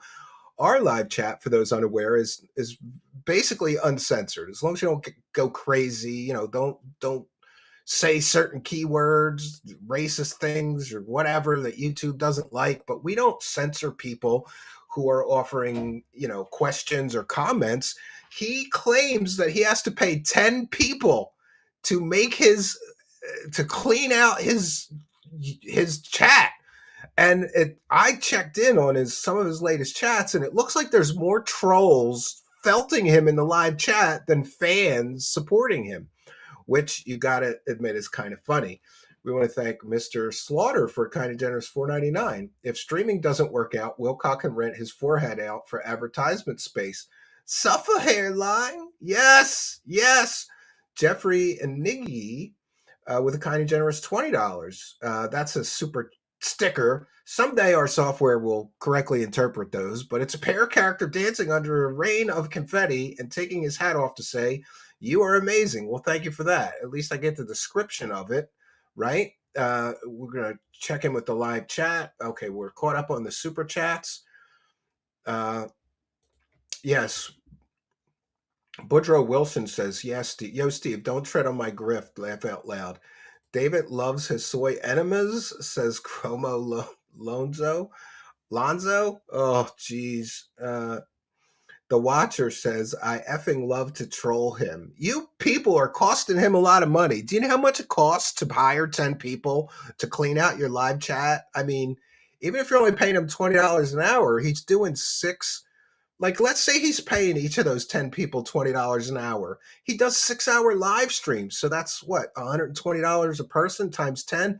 You trolls are costing him like $1,000 per live show in order for him to clean out his live chat. And the Watcher's laughing. The Watcher loves this. I say, I'm not allowed to encourage like people to troll another YouTube content creator, but I am allowed to look at it and laugh when I see it, right? I am allowed, right?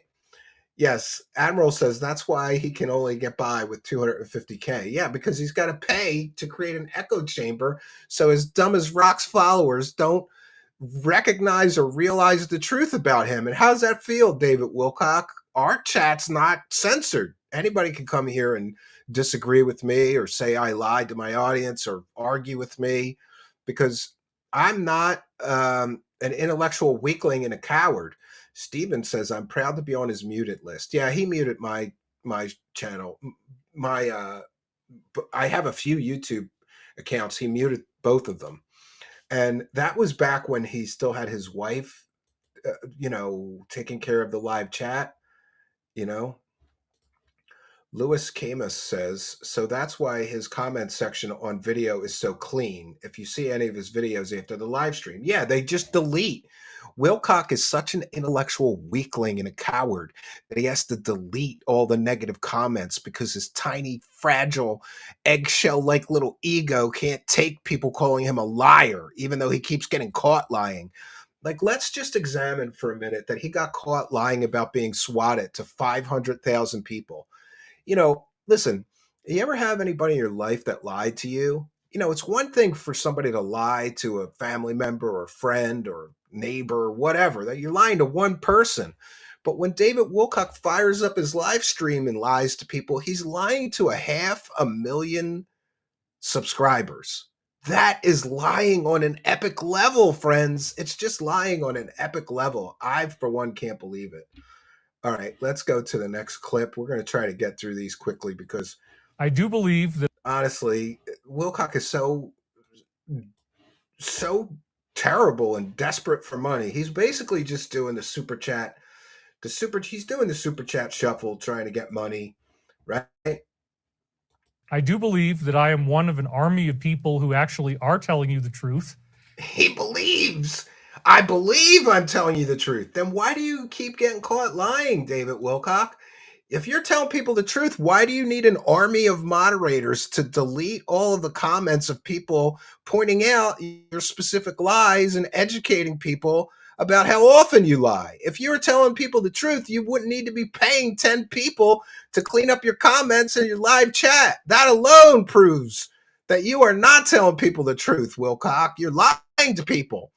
And you have to have an army of people to protect your dumb as rocks, stupid as dirt followers from the revelation of those lies. But don't worry, because justice is coming, friends. Because on my birthday, May 31st, 2025, David Wilcock's entire latest grift is coming crashing down, and it's only 140 days away. I can't wait, friends. Or at least the truth to the best of their knowledge.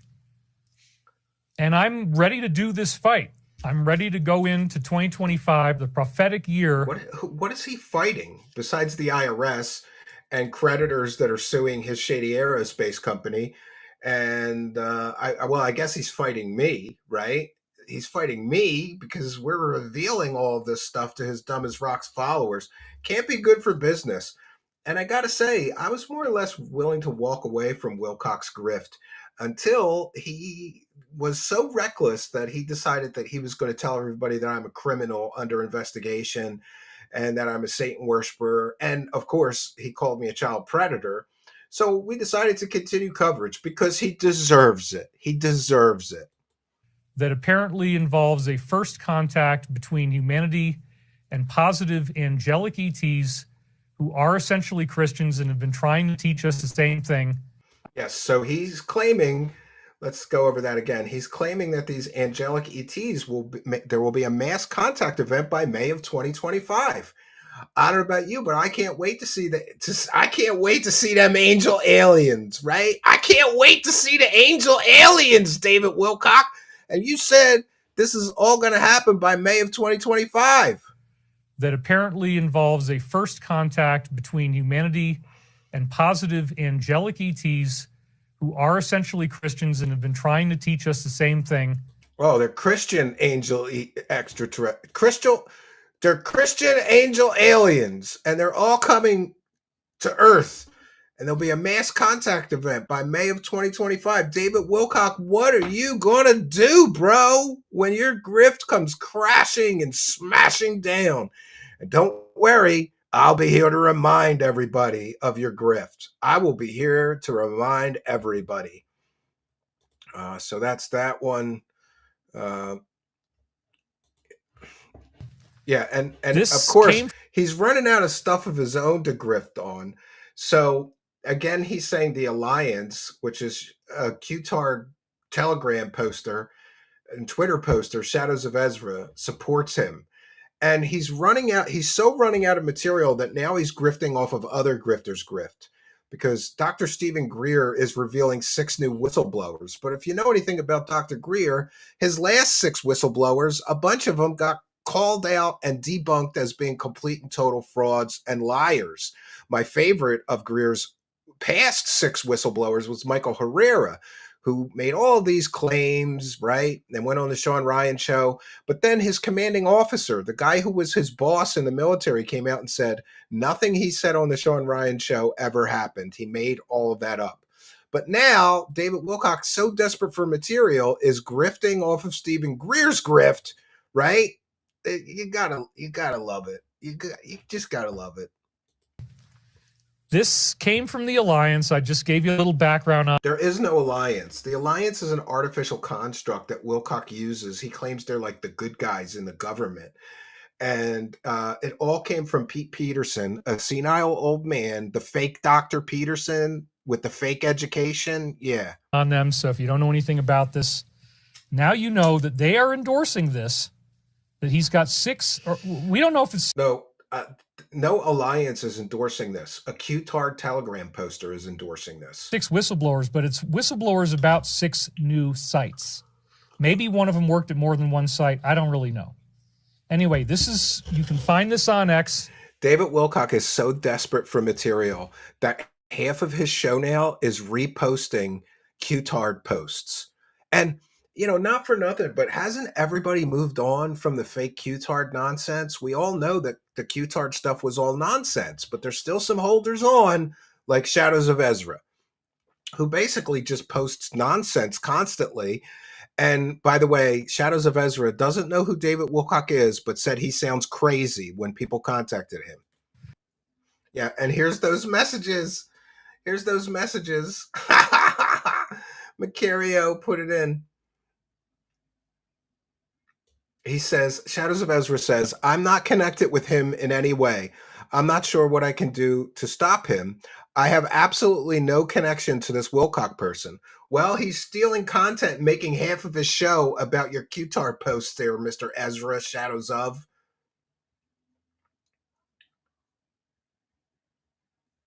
Yeah, and Macario says, wow, today he is using your posts heavily. He likes using them to collect super chats. He is live now, and for the last 30 minutes has been using your posts on Telegram. And Shadows of Ezra says, send me proof of that. I have no financial ties or business partnerships to anyone. I have no personal relationships with anyone. Anyone saying that is being disingenuous. Then he says, Shadows of Ezra says, I've never spoken to him. So Wilcock keeps claiming that Shadows of Ezra is the alliance that is, working with Wilcock. He says, once again, I have nothing to do with David Wilcock. I don't even know who he is, to be honest. And he sounds insane. David Wilcock claimed that these were fake messages. They are not fake messages. They're real messages from Shadows of Ezra, the Q-Tard poster that Wilcock keeps borrowing material from. I would have done a show in let's see here. Macario just says he's in trouble about this clip. I would have done a show in the middle of the week, but I was all tied up in this stuff. This is a big fat problem. Yeah, it's going to be a huge problem for you because that deposition is going to be made public, David Wilcock, and I'm going to get it, and I'm going to broadcast it. And even if all I can get is a transcript, I'm going to clone your voice, make a fake lawyer voice, and make a video of you doing that deposition. One way or the other, we're going to broadcast your deposition in the Corey Good versus Gaia TV lawsuit because it's going to be hysterical, friends, and it's public record. They can't hide it, I don't think, but Wilcock is really worried.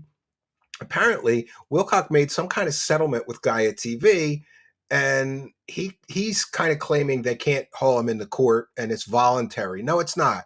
If you get a subpoena, it's not voluntary, David Wilcock. You're getting bad legal advice. And we're investigating now. I want to acknowledge that they did get an extension. The time that they were trying to make us. Yes, he's got an extension to try to weasel out of giving this deposition that he does not want to give because he's going to have to. The only way out of this is to completely and totally throw Corey Good under the bus.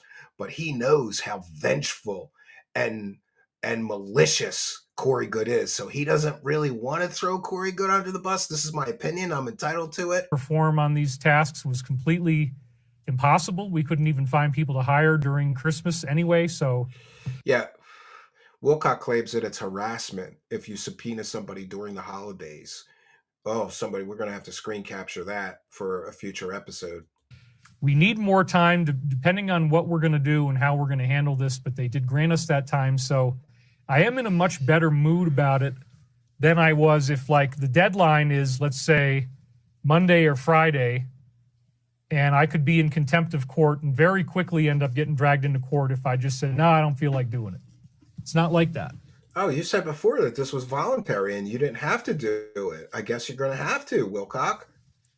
Anyway, let's not talk about that too much. I think it's all going to be fine. The attorney... He thinks it's going to be fine. It's not going to be fine, Wilcock. It is not going to be fine when you get drunk in the court to talk about David Wilcock, to talk about Corey Good and you and what you did when you left Gaia TV, calling them Luciferian Satan worshipers and trying to tank their stock and start your own streaming service to steal all their customers, allegedly. It's not going to be fine, dude. It's not. Attorneys are in communication. We're already, starting to make an understanding of each other's perspectives, that kind of thing. Oh, okay. Well, then that's good. They're going to understand each other's perspectives. There's a quick one. What is this? We could be just days away from them doing something really outrageous. I'm aware this may be the last chance I get to talk to you before this happens. It's possible. Oh, yeah. It's all going to be a bunch of Shadows of Ezra BS. We're always days away. I haven't heard him say this in a while. This could be the last show. Yeah. It's always drama. Good. We got that. I'll add that to your file that I created. Oh, my God. Some people have nothing better to do but troll. Thank you guys in our customer. Yeah, he's getting hammered with trolls in his live chat. And here he's going to thank the 10 people he claims is working for him. Guys in our customer service team for that. Maybe I do look a little bit plump, but that's okay. Who cares? Somebody in his live chat said he looked fat. But it's not appropriate to just post for no other reason than to create character assault and hatred. It's really, really... Oh, somebody saying he looks a little plump is character assault and hatred. And if you want some nightmare fuel, there you go right there. The voices in my head is constantly making this stuff, right? But don't worry, Wilcock, you only have one critic, right? You only have one critic. Wow, look at the milkers on Wilcock. Jeez, right? Jeez, man. This is something else. We'll take a moment to catch in with the live chat while we have the nightmare fuel. I always wonder, like, if people just tune in and they see stuff like that, right?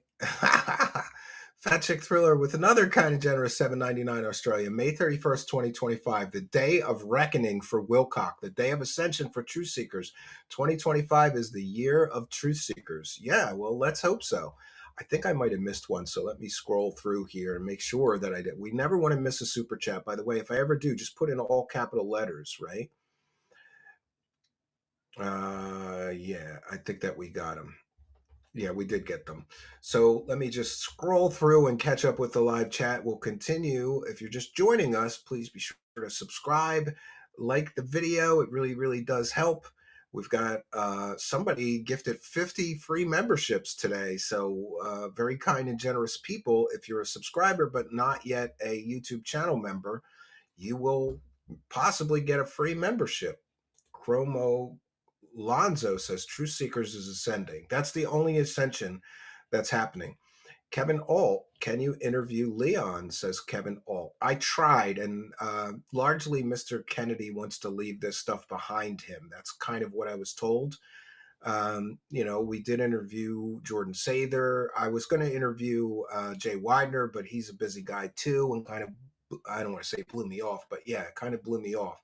So I'm not really sure what's going on with that. Welcome to the show with a 99-cent super sticker of a white unicorn with rainbow hair. You got to make it $2 to head towards the goal. Welcome to the show, but thank you just the same. Somebody needs to get Ralph and David together for an interview. Fat Chick Thriller reminding everybody to stand up and be counted and help us towards the goal. God bless the goal, friends. We're at 17 of 50. Yeah, so let's get to the next. What is this? Good. We got that. Oh, yes, we got this one already. Somebody said he looked plump. Do I believe that what I'm telling you is true? Yes, absolutely.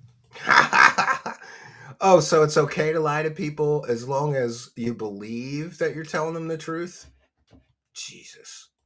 I'm not a person who would communicate fake information to you. Just wait a minute.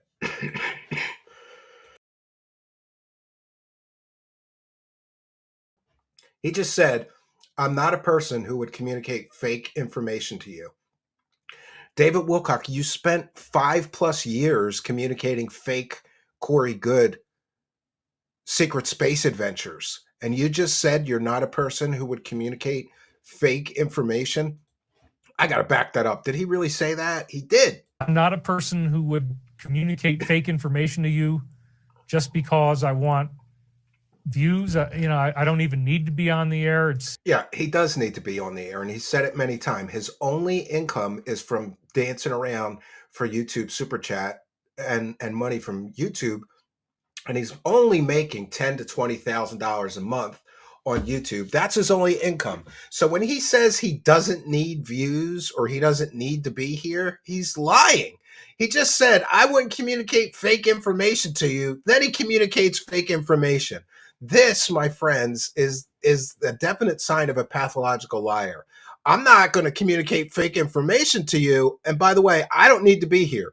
Your only income is YouTube. You would be broke if not for the YouTube money. So yes, you do need to be here. Person who would communicate fake information to you just because I want views. I don't even need to be on the air. He doesn't need to be on the air. He's paying his bills from YouTube Super Chats. Yes, David Wilcock, you need to be on the air. You just lied to your audience after saying, I'm not a person who would lie to you. Totally up to me if I even feel like doing it, but I do enjoy. Do I believe? Ugh, this guy is something else. What a liar. Just ridiculous. It's like lie level ridiculousness. Thank God we're almost to the end. We're going to make it through, friends. Hey, look, dude, something might be coming up and you better be ready. You better have your stored water. I got 15 5-gallon jugs of water in the garage. Oh, the days of darkness are coming again, and the mass arrests, right? How many times are you going to pull this? Be prepared, store water, make sure you have 3 months of food in your pantry. And the funny thing is that most of his audience are like old ladies on SSI and disability. They can't afford a 3-month stockpile of food and water. I've got enough steak to last me months. Yeah, isn't that nice? He's got enough steak. I'm going to say that again. He's got enough steak, and not cheap steak, organic, grass-fed, what was it, buffalo steak, ribeyes? Go check what one buffalo steak ribeye grass-fed costs at a supermarket, and he's got months worth of them while he's collecting money from his stupid followers. Great. If I needed to just eat that, I've got the soul. Oh yeah, the horror. He might have to eat nothing but grass-fed ribeye bison steaks for a few months. Solar-powered batteries with the solar panels. I can run my refrigerator on that, so I never lose my refrigerator. I've got the whole thing worked out. It's very, very exciting that I'm. Yeah, he's like super prepper. But one time he was showing people how to survive a grid down event, and he couldn't get the generator to turn on. That's what a super genius of a prepper he is. He's got basically a car-sized generator outside his home in like a shed that can power his whole mansion. He can't turn it on, so he got a little portable one that he runs his refrigerator off of instead of figuring out what's wrong with the big generator. Great, super genius, 180 IQ guy. You can't start a generator, but you got a 180 IQ? Prepared for whatever comes my way, and I feel great about that. And I want you to feel confident too. Now, we did get a message again about the 10 days. Oh, the 10 days of darkness. For those unaware, David Wilcock has been promising that mass arrests are going to take place and there will be 10 days of darkness. And he promised this over and over and over again, and it never actually happens. Well, if you compare this to Bourbon Street, which is my father's... And of course, David Wilcock is grifting off the Las Vegas bomber, which essentially is a suicidal, mentally ill man. But of course, Wilcock's followers are dumb as rocks, and he needs money, so he's going to weave that into his grift. Of course he is, because Wilcock takes advantage of mentally ill people in his audience. Why wouldn't he take advantage of a situation where a mentally ill man blew himself up in a truck to grift for super chats? It's like favorite place. That's another weird thing, is that my father loves New Orleans, and there's a bourbon. And somehow everything that happens in the news is always about David Wilcock. It's a direct connection to him, right? Weird thing is that my father loves New Orleans. A lot of people love New Orleans. And there's a Bourbon Street Blues Festival that he goes to, and it's like a really big deal for him. So this is my father's main pilgrimage site. Bourbon Street is incredibly important in my family. Oh, so it's all about him. Everything that happens in the news is about him. What a narcissistic scumbag. And I can't help but wonder, isn't it weird that it would be Bourbon Street where this event happened? But then there's similarities between the two, and that's extremely bizarre. And we're going to go into all this as we get deeper into the slides. And this was the top headline on ZH, and it says, Vegas police say very strange similarities between the two events. Yeah, they're both terror events that were perpetrated by crazy people. Of course there's going to be similarities. Doesn't mean anything, Wilcock. Welcome to the second day of 2025. So those similarities include, as we're going to learn, that they actually both went to the same military base. I don't want to brag. I don't want to brag about it, but Yeah, Fort Bragg. A lot of people in the military go through Fort Bragg. It doesn't mean anything, Wilcock. They both went to the same military base. It's a fort. I don't understand why he is reluctant to say certain things.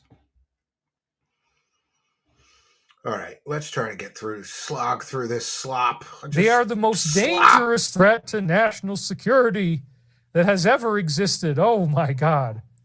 It's those evil Chinese. Yeah, and of course, David Wilcock is repeating the nonsensical ramblings of a mentally ill man who blew himself up in a truck and left a manifesto. And for those unaware, that person claimed that Chinese anti-gravitic drones were invading the United States. the information put forth in both the email and the manifesto is riddled with complete and totally false information. But that doesn't stop Wilcock from grifting off of it because it fits his narrative. Oh, yeah, somebody's got alien technology. Chinese people driving their little drones around, they're so dangerous. They basically have an unlimited payload capability. Right. Okay, sure. And can park it over the White House if they wanted to. It is checkmate. Yeah, it's great. So he's just repeating the nonsensical, mentally ill ramblings of a lunatic who blew himself up in a truck. Because that's a great source of true and accurate information. A mentally ill, suicidal man who blew himself up in a truck. Uh-huh. And you can tell that story is a nothing burger by the people that are promoting it. Ashton Forbes, Sean Ryan, David Wilcock, conspiracy lunatics, in other words. If you believe all this, then, you know, you probably have to really rethink your life. The most dangerous threat that has ever existed is this alien interference with our planet through the use of proxies who then become elites who control the majority of everything there is to control. Oh, the reptiloids controlling Earth, right? Yeah, you gotta weave that in there. The David Icke nonsense. Jesus Christ, this guy is terrible. All right, let me check in with the live chat, and we'll continue getting through this slop. And I'm sorry that this is such slop. Yeah, Chomo Lonzo says, what happened to the blue avians, David? Yeah, they went away as soon as he couldn't grift off of it anymore. $2.99 Australian from Fat Chick Thriller. Another $2.99 Australian from Fat Chick Thriller. Another one from Fat Chick Thriller saying, let's get some donos. Yes, friends, let's do that. Quiver Lock with another one. So why do we need food when the ascension is near? Yeah, if it's going to happen by May, you only need food until May, right? I would think so. Thank you, Quiver Lock. And thank you again, Fat Chick Thriller, the MVP of donos tonight. I know how we can hit the goal, Steve. Stop at 0.5 speed. I can't because these clips are on Twitter, so I can't 0.5 speed them, or I would. If that would hit the goal, I'll do it. On the first day of darkness, Wilcock said to me, says Dawn Wanderer, thank you. Another one towards the goal. And, oh, very kind and generous, $30 Canadian, thank you. Towards the goal from a 60-year-old lady on a pension who used to be dumb as a sack of rocks. A former Wilcock follower, now a truth seeker. Congratulations, you've upgraded, though. So we thank you for your kindness, generosity, and support. It is much, much appreciated. And we'll take a moment to thank all of you kind and generous benefactors for helping us to praise the cash, and we'll offer some nightmare fuel for all you kind and generous benefactors. Thank you for your kindness. Thank you for your generosity. Praise the cash. Praise the cash. Praise the cash. I often wonder if somebody's just tuning in. Like, do they go, what the hell is going on here? And we'll check in with the goal again. We're halfway there. We're at 25 of 50, my friends. 25 of 50 towards the goal. And there's a Fat Chick Thriller throwing another one in. Tied the load up, nerds, on the go at 0.5 speed. Hit the goal. We're halfway to the goal. Here's what I can do, Fat Chick Thriller. I can go and play his latest live stream from the beginning at 0.5 speed, but it's 6 hours long. So maybe we'll only do like the first half hour. If we hit the goal, I will do that just for you, Fat Chick Thriller. I don't think anybody else actually wants to see that, right? GG Abby Lynn, quick gaslighting mental illness. The problem is the fake news. Well, lately we've been seeing, though, GG Abby Lynn, that the so-called alternative media, like the Sean Ryan show, is just as bad at providing fake misinformation and disinformation and nothing burger stories as the legacy media. So I think they're both. Chromo Lonzo wants to see it at 0.5 speed. Well, we're going to need another $100 towards the goal. There's 25 of 50. They have to be $2 a piece, and we will do that. If people really want, we'll go into David Wilcock's latest live stream after we get through these posts. We'll get there. And I'm losing my place now. Okay, we did that one. We did that one. Okay, next one. We're going to try to attack the East Coast. We're going to try to shut off the power. If that happens, the Alliance has stuff that's much better than these drones, much more capable. I don't think... Again, with the fear porn, he's saying there's going to be a massive attack on the East Coast. They might permit a little bit of it to happen, but it won't be anywhere near the scope of destruction that the negative was hoping for. And it very likely will lead to the arrests right then. Oh, the mass arrests that he's predicted 27 times. Wilcock, don't make me play that whole collection of all the times you've predicted the mass arrests. For years and years and years, he's predicted mass arrests, and here he is predicting mass arrests again. The world's worst psychic. And it very likely will lead to the arrests right then. And so that could be when we get to 10 Days of Darkness. So once again, they're warning us about 10 Days of Darkness. How many times are you going to predict mass arrests in 10 Days of Darkness, you dummy? It never happens. Stop using that one. Because every time he predicts it again, he just reminds people like me to remind every viewer that he's made these predictions over and over and over again, going back to at least, 2016. He's predicted mass arrests and 3 Days of Darkness, 10 Days of Darkness, 7 Days of Darkness, whatever, total shutdown of the internet. He's predicted it so many times. We made Macario clip together all of the times he's predicted it.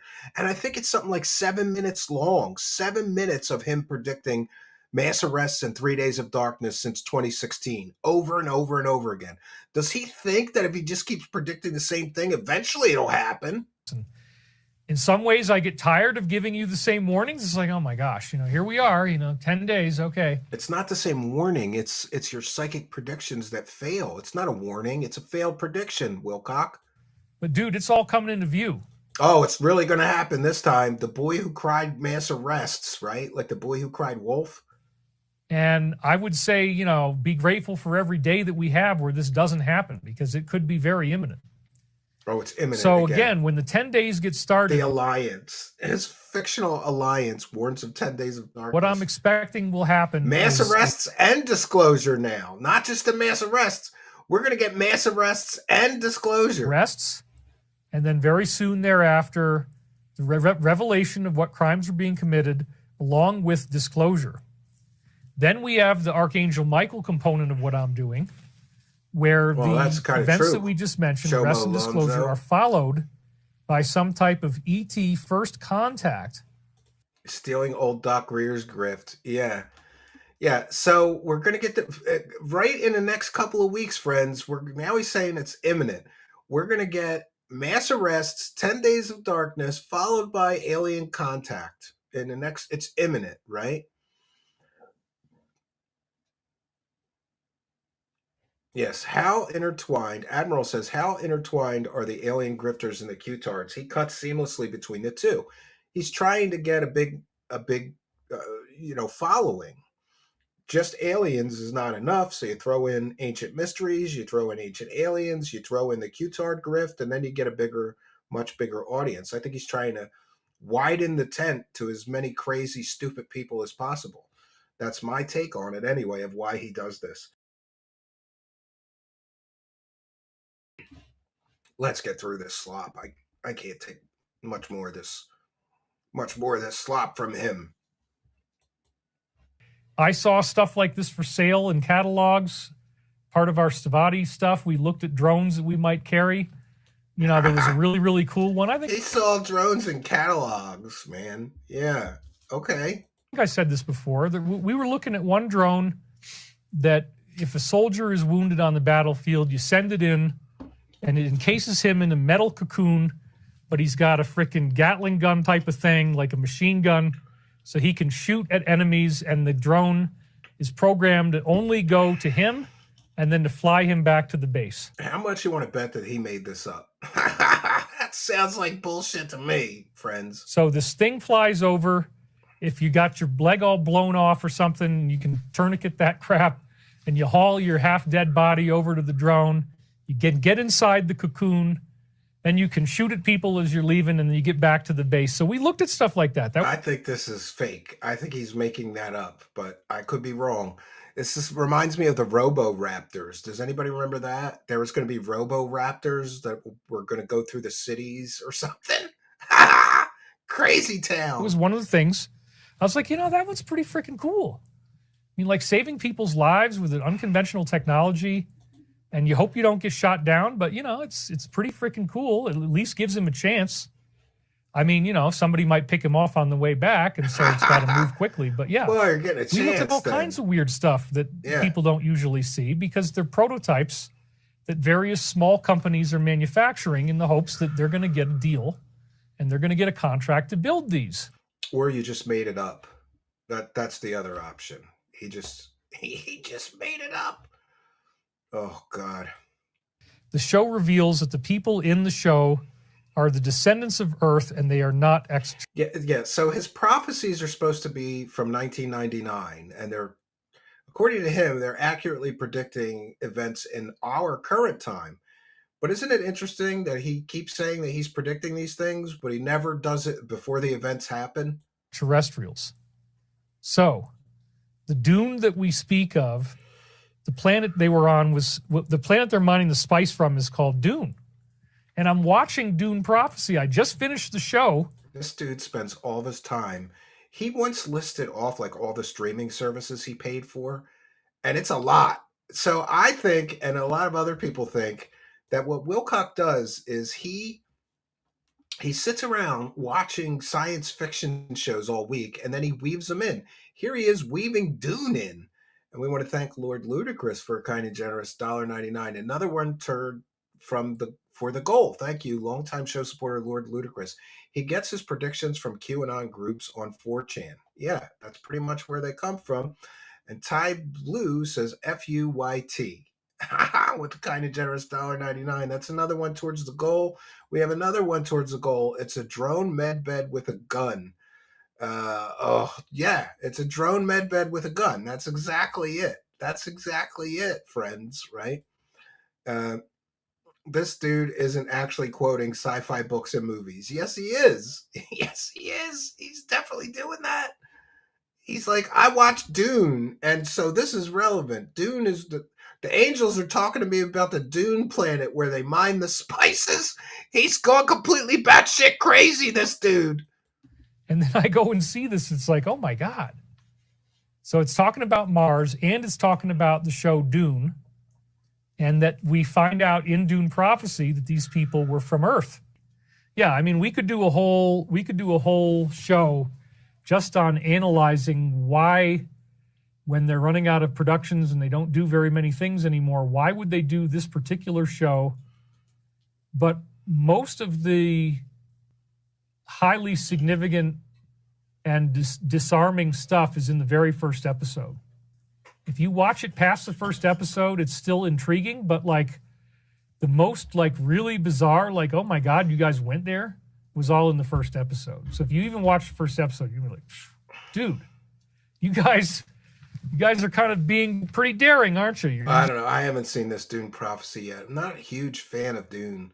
Like, I'm kind of partial to Star Trek and Star Wars, and Dune always seemed like lesser. I don't know. Just going to lay it out there for us, aren't you? Wow. Okay, well, there you go, man. And then again, the leader of the B'nai Gesserit female weird cult that they're in can do this thing with her voice where the whole freaking room shakes, just like I was saying that Christ could do. And that was one of the secret mysteries of Christ that Edgar Casey revealed by actually being a levitating saint in his own right. He lifted off the ground, spoke as Archangel Michael, and the whole house was shaking. There's no biblical evidence that Jesus shook houses with his voice, you dumbass.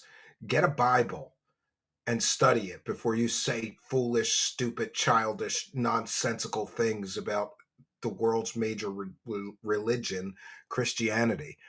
But anybody who gets any information about Jesus from David Wilcock deserves to be deceived, because this guy's claiming he's in contact with angels who are telling him to sell their information for $333. Does that sound like a Christian kind of thing to do? Probably not. Well, they display that with the leader of the B'nai Gesserit in Dune Prophecy. She does the exact same thing. The whole surface of the lake that she's standing next to is shaking violently as she's talking. Does he know that's fiction? Remember, this guy said that Star Wars was basically a documentary. Remember, he said that. Is he like totally lost his grip on what is fiction and what is reality? I think so. It's incredibly impressive.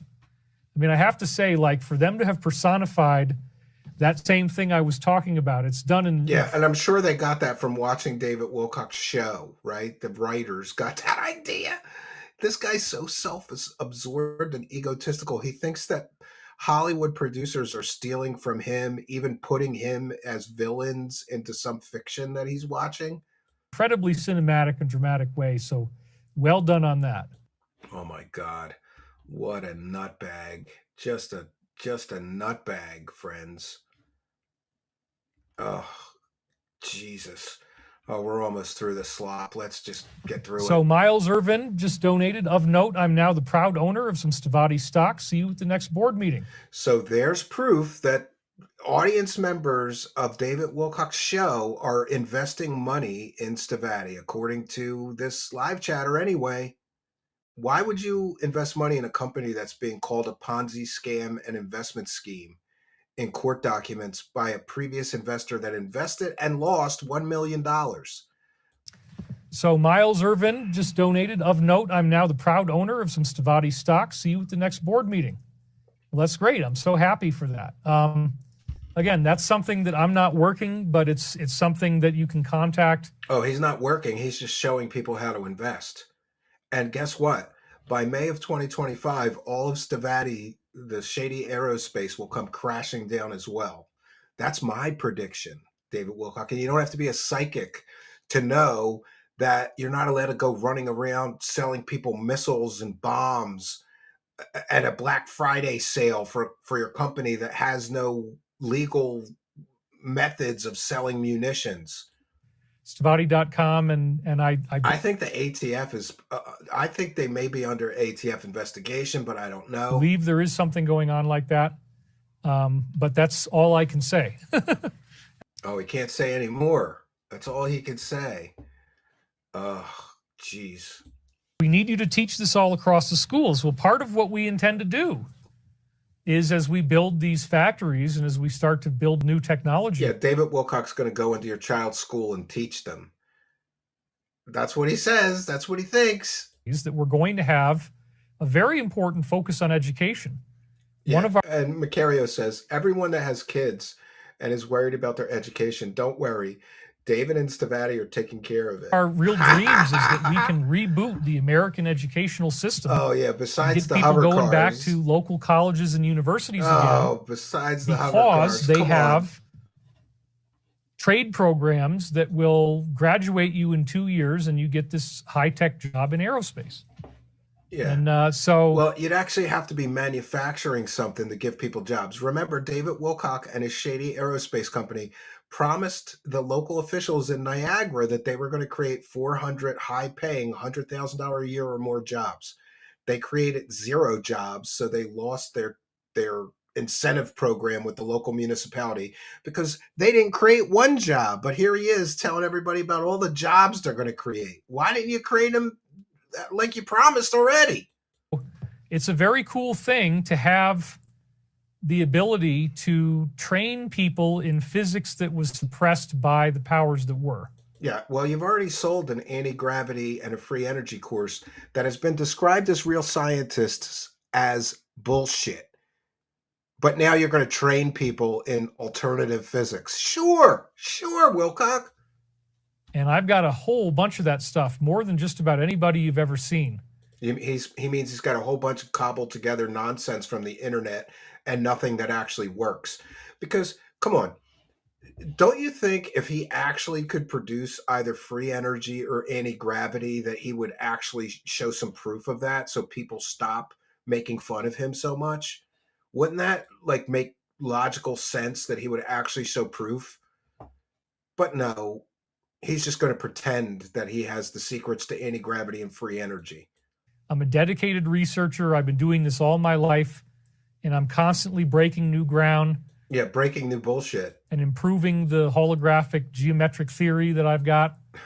Holographic geometric theory sounds like word salad nonsense to me, but what do I know? Oh, thank God, just a few more to get through. Did it come from? It came from the Arts Parts story, because this is the guy that sold it to her. Oh, and here is a great clip, because in this, he's basically saying that Arts Parts, which was a hoax, somebody sent Art Bell some pieces claiming they were from Roswell. Aero completely busted this, and it turned out that those pieces came from a missile casing in the 1950s. They didn't come from Roswell, David Wilcock. You know, he routinely will get major facts wrong. But I think he gets those facts wrong because they support his narrative that free energy and anti-gravity are real, and maybe alien technology has been back engineered. So here he gets his facts completely and totally 100% wrong, because people studied those parts, David Wilcock, and they found that they were normal earthly materials, a piece of a missile casing from the 1950s. They weren't aliens, alien metal. They weren't from another star system. They weren't metamaterials. And no, they didn't levitate. That's bullshit. That's fake.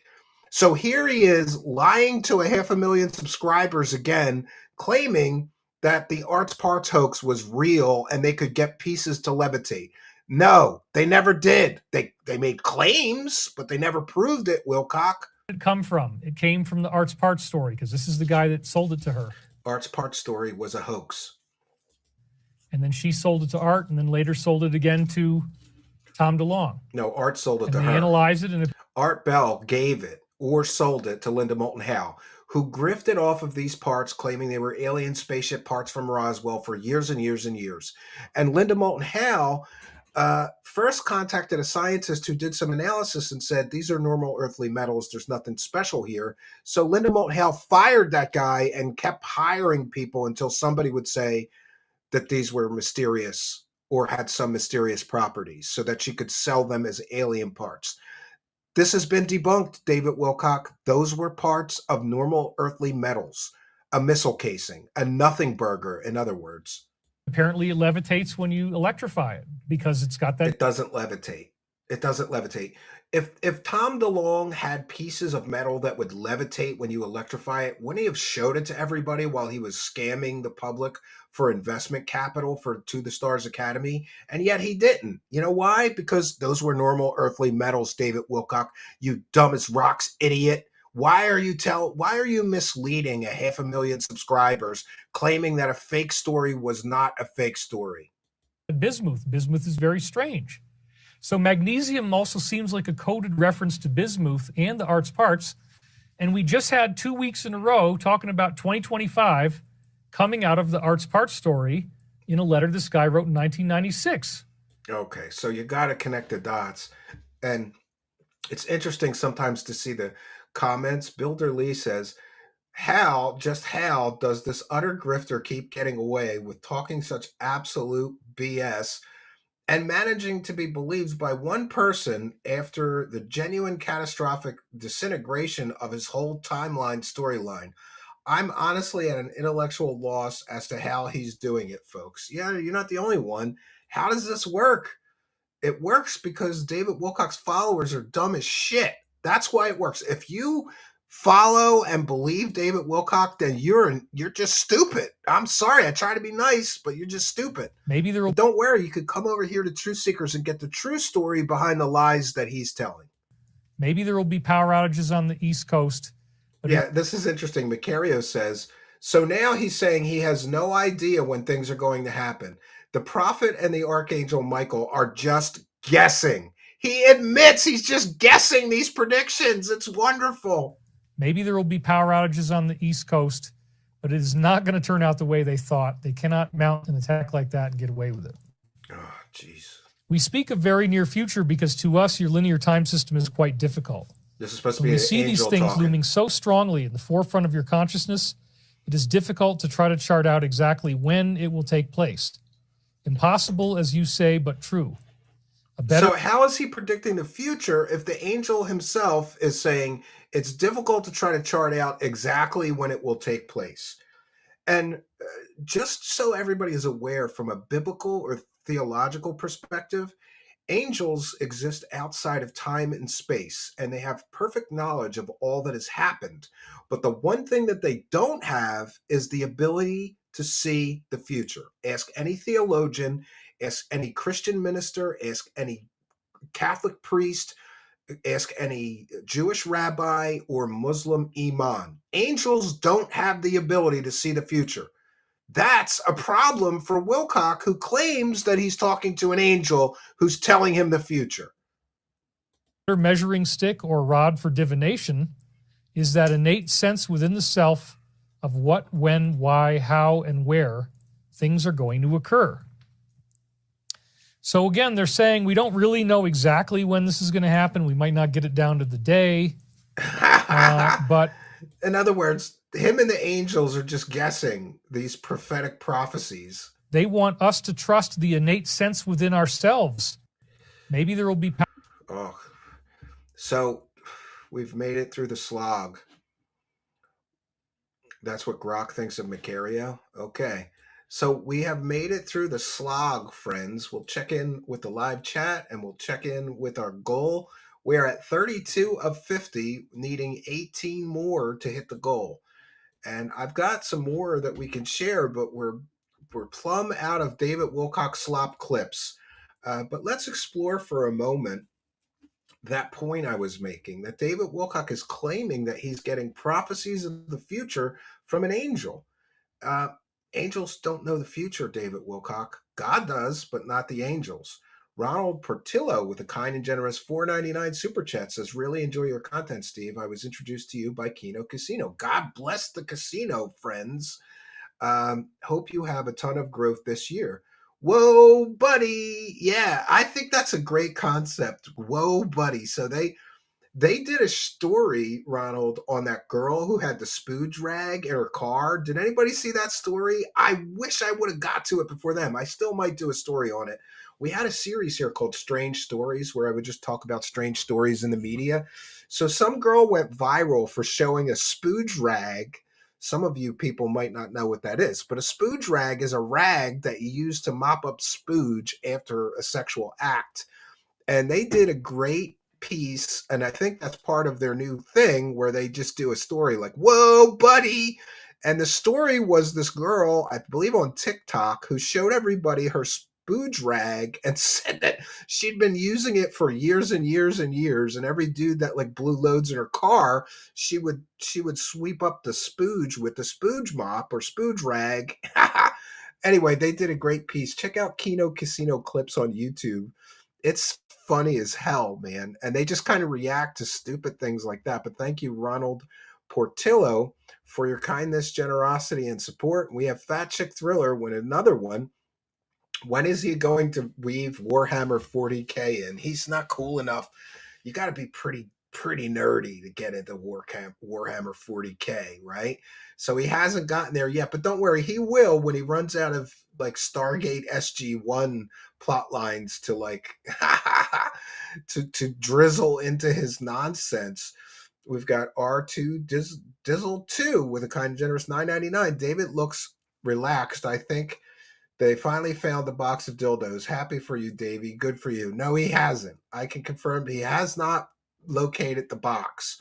But we thank you for your kindness. And Jackson Left Eye with a kind of generous $10. Hitting the like button on the stream will extend David Wilcock's forehead. I don't think it could get much bigger, but I would encourage you to hit that like button anyway. And if you haven't already, please be sure to smash that subscribe button. Today, 50 people got free YouTube channel memberships from the kindness and generosity of Fat Chick Thriller. And I can't thank Fat Chick Thriller enough.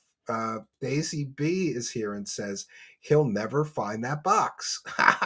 Daisy B messaged me because I wanted to ask you something. So message me on Discord or DM me on Twitter or send me a message at truthseekershow@gmail.com. And it's good to see you here. Haven't seen you in a while. Fat Chick Thriller says, do that better. Drop some donos then, buddy. Fat Chick Thriller is like extorting the live chat. Like, come on, we got to get some donos. And here's what I'll say. I'll check him at the live chat. Whoa, 32 of 50. We need 18 more donos of $2 or greater to hit tonight's goal. Thank you all for your kindness, generosity, and support. So I have a few more things that we could share, but I'm here to tell you that we are, 1 second. The goal ends in 53 minutes. 53 minutes left. Oh, 33. Let's go. Let's get some donos. We have just a few more minutes, 53, in fact, to get 17 more super chats of $2 or greater so that we hit today's funding goal. And we thank each and every one of you for your kindness, generosity, and support. There's another one from Double Tap Ranger Outdoors, a kind and generous $6.99 Canadian.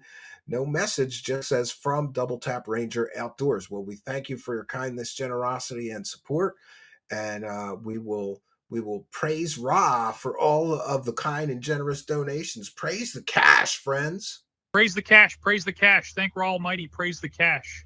Praise the cash. Praise the cash. Thank Ra Almighty. Thank Ra Almighty and praise the cash, friends. And then we have I say a lot of stuff with a kind of generous $4.99. Here is some cash for your mental health fund, Steve. I know covering Wilcock takes its toll. That's why I finally needed to take some time off. Thank you for your kindness. Thank you for your generosity. And thank you for your support. And we appreciate all of you for throwing a couple of bucks in our hat. Thanks for appreciating us. We sure appreciate you for helping us to reach that goal. God bless the goal, friends. We are now just 16 away, 16 $2 or greater super chats away from hitting the goal. Thank you all for your kindness. Let's get there. Let's get some donos. Praise the cash, friends. Praise the cash. Praise the cash. Praise the cash. Thank you for your kindness. Thank you for your generosity. Praise the cash. Praise the cash. We're praising the cash better than Wilcock tonight. I love it. Thank you all for your kindness. Gemma Jackson is here and just says thumbs up. Yes, give the video a like. Double Tap Ranger Outdoors says, I can't message on SC, but stand by. By the way, my wife asked the other day what the F super chat is. Oh, yeah. My wife has very little clue either. She's like, I don't understand. One time she asked me because she heard me talking about super chats and reading super chats. Double Tap Ranger Outdoors with another kind and generous $6.99 super chat. Let's go, friends. We are 15 away. I think we could still hit it, but I'm going to have to listen to David Wilcock at half speed. Do you know how terrible that's going to be? Listen, we don't got much more good content for tonight. We're going to be down to some slop. If you guys want to slop, I'll do it. We will get into the slop zone because I'm going to go to David Wilcock's latest stream and we'll put it at half speed. He's going to sound drunk and kind of stupid, which is appropriate. And another one from Fat Chick Thriller, and another one from Double Tap Ranger Outdoors, and another one from Fat Chick Thriller. Look at that. And another one, Lily Ann with a kind and generous $2 says, felt that effort. Yes, absolutely. By the way, I'm trying to clean up my language because we keep getting these streams keep getting demonetized. And I don't even think I curse that much, but I guess it's too much for the algo. So, pardon me if I don't drop the F-bombs that we used to. But we want to thank Fat Chick Thriller and Double Ranger Outdoors and all of you.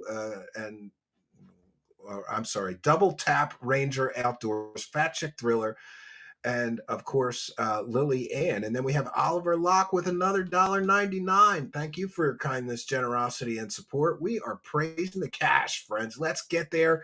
What do we have? We have 9 more to hit the goal, friends. We just need 9 more to hit the goal. And we will have our funding goal for the evening. Praise the cash, friends. Let's get there. 9 more super chats of $2 or better.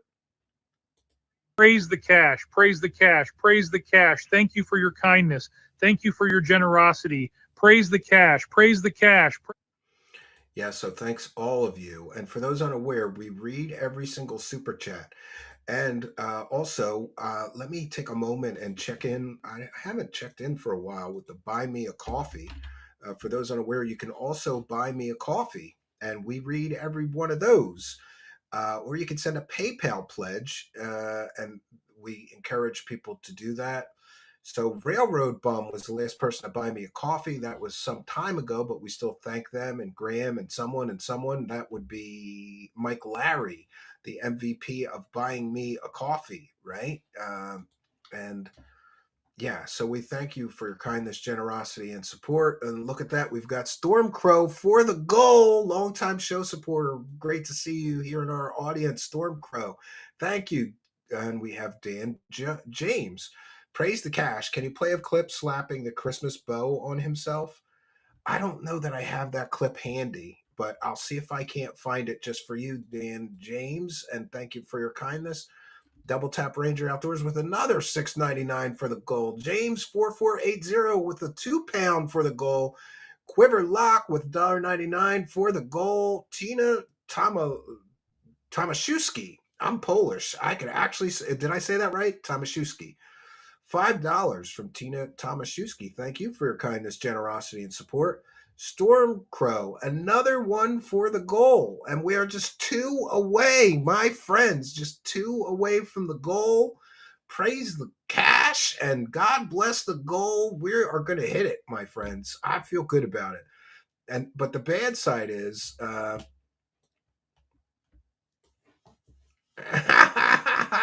oh yeah, I got some more slop for everybody. I wish I could put this on. Let me see if I could share my screen. Let me see if I could share my screen. Oh, we got it. Dawn Wanderer. Will David Wilcock try to hack your stream again? Yes, absolutely. And the end is near. Beware with the goal getting. I think that's the goal getting. Yeah, we got the. Let me see. Did we get it? Yes, friends. Now you can all get the confetti in the live chat. We have hit our goal. Thank you so much to all you kind and generous benefactors. The end is near. David seems to have found the box strap on, but too lazy to do it. So he pays his boyfriend to lift him and push him back into the other boyfriend. Oh man, that's terrible. Oh man, that's terrible. And here, in celebration of the goal, I want to thank Kevin Alt. If I'm not sure if Kevin's in the live chat. I think so. Kevin Alt goes to David Wilcock's live chat, and Kevin Alt specifically tries to get him to say certain stuff. And Kevin Alt was successful in putting enough messages into David Wilcock's live chat that he got David Wilcock to say, "I'm a wackadoo." Let's check it out, friends. I'm a wackadoo. I'm a wackadoo. I'm a wackadoo. Wackadoo. I'm a wackadoo. Wackadoo. Wackadoo. I'm a wackadoo. I'm a wackadoo. Thank you, Kevin Alt. Thank you, Kevin Alt. I'm a wackadoo. That's right. You are a wackadoo, David Wilcock. I'm a wackadoo. I'm a wackadoo. I'm a wackadoo. Oh, he's a wackadoo. I'm a wackadoo. Oh, for sure, he's a wackadoo. Thank you, Kevin Alt. Kevin Alt made my day. And Kevin Alt, he sends me an email and he's like, "Listen, I'm really sorry to bother you, but I thought you should know." I'm like, "Sorry to bother me? That made my day. I'm clipping David Wilcock saying I'm a wackadoo." We're going to make a whole song called "I'm a Wackadoo" out of Kevin Alt punking him, felting him in his own live chat. You got to love it, friends. So we'll take some comments from the live chat. We hit the goal. Bish slop for the casino viewers. Yeah, we're going to do the slop. But before, I have a few good pieces left. Did I miss your super? Which one? Fat Chick Thriller. Let me go back. Which one did I miss? Fat Chick Thriller. You sent like 27. So, oh, yes. Okay, I did miss it. I apologize. Thank you. And just so everybody knows, I read every single super chat. So if I miss one, just put in all caps, "You missed my super, Steve," like Fat Chick Thriller just did, and we correct that. Piggies are at the trough for the slop, King Steve. So thank you for your kindness, generosity, and support, and helping us to praise the cash. Praise the cash. Praise the cash. Praise the cash. Thank you for your kindness. Thank you for your generosity. Praise the cash. Praise the cash, my friend. So we'll take a few of the regular comments from the live chat. I also, we want to check in with the PayPal pledges.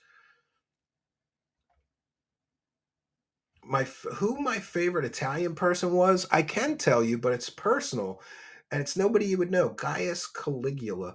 For those unaware, when I was growing up, I had a kind of a rocky childhood. I don't want to tell sob stories, but my mother was not very attentive to my brother and I. She had her own issues, but anyway, she had mental issues. She had issues with alcohol, and so. But my mother had a friend named Pauline, and Pauline was the most wonderful woman I ever knew in my life. She was the most generous, caring, and giving person. And she used to do things like feed us, you know. She was just a friend of my mother's. She's, I think, full-blooded Italian. And my mother was a terrible cook as well. So sometimes we did things like go to Pauline's house for Thanksgiving, and boy, it got me through a rocky childhood, eating all her lasagna and sausage and peppers and all of these wonderful pasta dishes. So yeah, my favorite Italian person is a woman that really helped my family growing up, named Pauline. I was very blessed to have known her, and she really, really helped my family. So, and her whole family was Italian, so it was kind of interesting because I'm Polish and Irish, so I didn't know much about Italian culture, but I got to learn about it through them. Double Tap Ranger Outdoors says, Suffa missed the start, but here, have you considered doing a doc on all of this? Yes, yes, and a perfect lead in. Thank you, Double Tap Ranger Outdoors, because I'm going to create a documentary of all of the crazy, wacky world of Wilcock stuff, and we're going to release it right after that May deadline, after my birthday, probably in June. But I started realizing that for legal purposes, I had to recreate some of the things that Wilcock has talked about or things that he has said. One of my favorite things that Wilcock has said is that he, the taking baths in your own piss. That's pretty much one of my favorite things that he said, because it's just so stupid and ludicrous. So we'll put our comedic parody banner up, and I'll give you all a preview of the Wacky World of Wilcock, the documentary. We will be doing a documentary, clipping together all of the best parts of our Wacky World of Wilcock coverage for the past several years. But I can't just take a bunch of clips from him, because there could be legal issues. We have to make them transformative. But thanks to all of you and your kindness, generosity, and support, we have some new tools. Oh, and by the way, before I forget, we want to check in with the PayPal pledges so people are aware we read every single PayPal pledge as well. And if you'd like to send a PayPal, it's just truthseekershow@gmail.com. That is who you send a PayPal pledge to. So we want to thank Maria for a kind and generous $100 PayPal pledge. And she says, I can't wait for the new year and all the new episodes of the Wacky World of Wilcock. Well, here you go, Maria. Thank you for your kindness, generosity, and support, and helping us to praise the cash. Tonight is one of those episodes for you. And we want to thank Nemesis Bex for a kind and generous $11 or $12 super chat or PayPal pledge. And Nemesis Bex says, I have a feeling 2025 is going to be a year that many people are exposed for conning the community. It's going to be a good year. Thanks, Stephen, for a great show, and I'm enjoying seeing you over at the casino too. Great. Glad to hear it. And thank you, Maria, and thank you, Nemesis Bex, for the kind and generous PayPal pledges. We appreciate all of you that are helping us to praise the cash. Praise the cash. Praise the cash. Praise the cash. Thank you for your kindness. Thank you for your generosity. Praise the cash. Praise the cash. All right, friends, before we get to the slop, for you pay pigs at the trough, I want to share with you what will be a piece of this documentary about the wacky world of Wilcock. And we were able to create this using some new AI avatar tools that I was able to purchase and have use of, thanks to all of you Patreon supporters, you YouTube channel members, you people gifting subscriptions, you people sending in super chats, and you people sending in PayPal pledges. We've got money for new and interesting tools that we could use. And this will help me make transformative works out of some of the things that David Wilcock has said. Let's check out a preview of the Wacky World of Wilcock documentary. This is a clip, and there's going to be more where I talk about him telling everybody to take baths in their own urine. But, we're going to have to show people that he said that. So here's what I've worked out to do in order to make it a transformative work. Let's check it out. Earth appears to be more about how you draw the telekinesis out of the earth. And I'm going to talk about this in the Ascension philosophy. I'm going to go in way more detail on the telekinesis exercises that Michael has been giving me telepathically. So, take it or leave it, whether you believe that this is true. But if he wrote a book in 1999 that's telling the future now, he's probably telling me the truth about how to get your telekinesis to work too. Because it is actually getting results. I am getting it to work. I never ever thought this would happen. I never thought I would be able to develop this ability unless I died and ascended into some angelic being. But apparently it's happening to me first because it's going to be happening to you later on. And I'm here to tell you how to get ready for it. So this was a very, very strange one where I was in the tub, because another part of the thing is the telekinesis bathtub. So the telekinesis bath is one of the things that Archangel Michael has been making me do. I have to take a bath. I cannot take a shower. I am forbidden to take a regular shower. I am supposed to bathe, and I'm supposed to bathe every day, but only in a bathtub. And then another one of the really funny things is that you have to pee in the bathtub. He wants your DNA in the water. So I have been using scented oils. Even if you just do sandalwood and eucalyptus, those to me seem to be two of the most activating, because a lot of these compounds that smell really good have what are called sesquiterpenes, which are smell compounds that actually awaken your pineal gland. So sandalwood definitely, Palo Santo definitely, eucalyptus definitely. There's other ones that you can find. I would say just try it out and see what bath oils work for you. But the peeing part apparently is important because it's getting your DNA outside your body into a medium that touches your skin, which gets into this whole inside-out thing where you have to turn yourself inside out and become the universe. So apparently peeing in the bathtub is a good way to get you there. I don't know. I'm just following my instructions. I've noticed that there's an incredible amount of grief purging that goes on in the bathtub. Almost every time I take a bath, I'm releasing pain and sadness. And also, at least in the earlier stages, he wants you to stay in the bathtub until all the water drains out. So you gotta pull the frickin' thing and then sit in there, wait for the tub to drain out. It's a pain in the ass.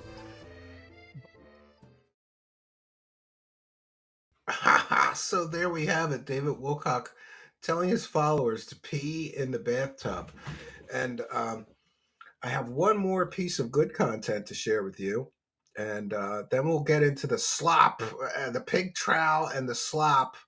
We'll go to David Wilcock's latest live stream, and we'll do it at 0.5 speed for a little while. All right, let's check this out.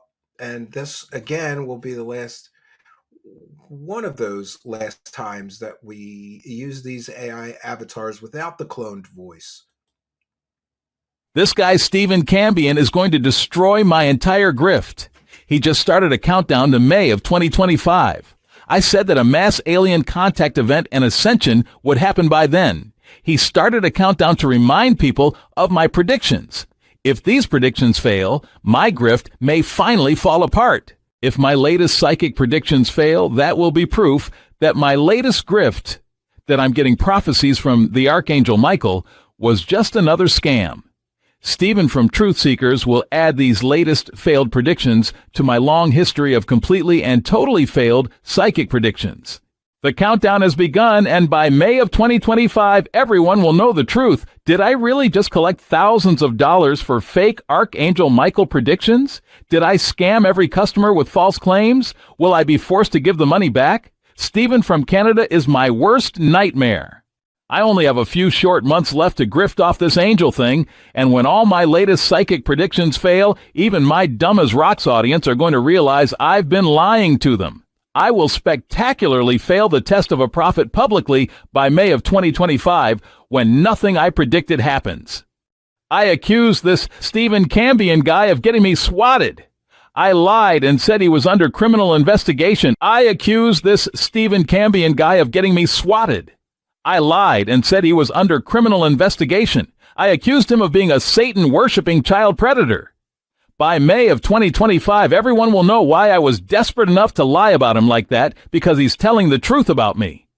I spent years selling stupid people fake secret space stories with Corey Good, who claimed he went on secret space missions.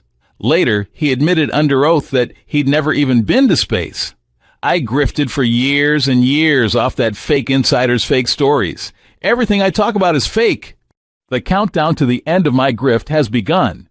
By May of 2025, everyone will again know I've been talking about fake stuff again and lying to my audience. For over a year now, I've lied to people for easy cash yet again. My whole life is a lie. I collected super chats for my fake angel lies. My views took a big hit lately because of this Truth Seekers guy. I don't think my grift will survive. By May of 2025, when that countdown ends, my grift may be over completely. It's not just him. Truth seekers from all over the world are getting together to destroy my grift. What a nightmare.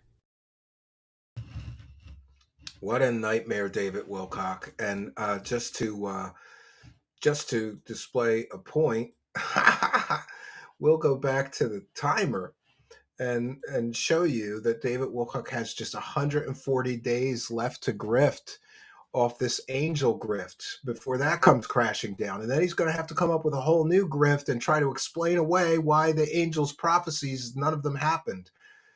Gaius Caligula says, Steve, I would love it if you actually went in on some of these Bigfoot guys, because they're all making them like supernatural and involving aliens and stuff. They need to be felted. Well, actually, if you go to our main channel and scroll all the way down to the free documentary section, we have felted at least one of those guys, a guy named Todd Standing, in his ridiculous fake Bigfoot videos. We had all these experts look at these things.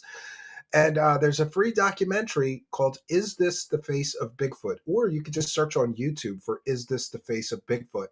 And you'll find that. So we've already done some of that, but I'd be happy to do more.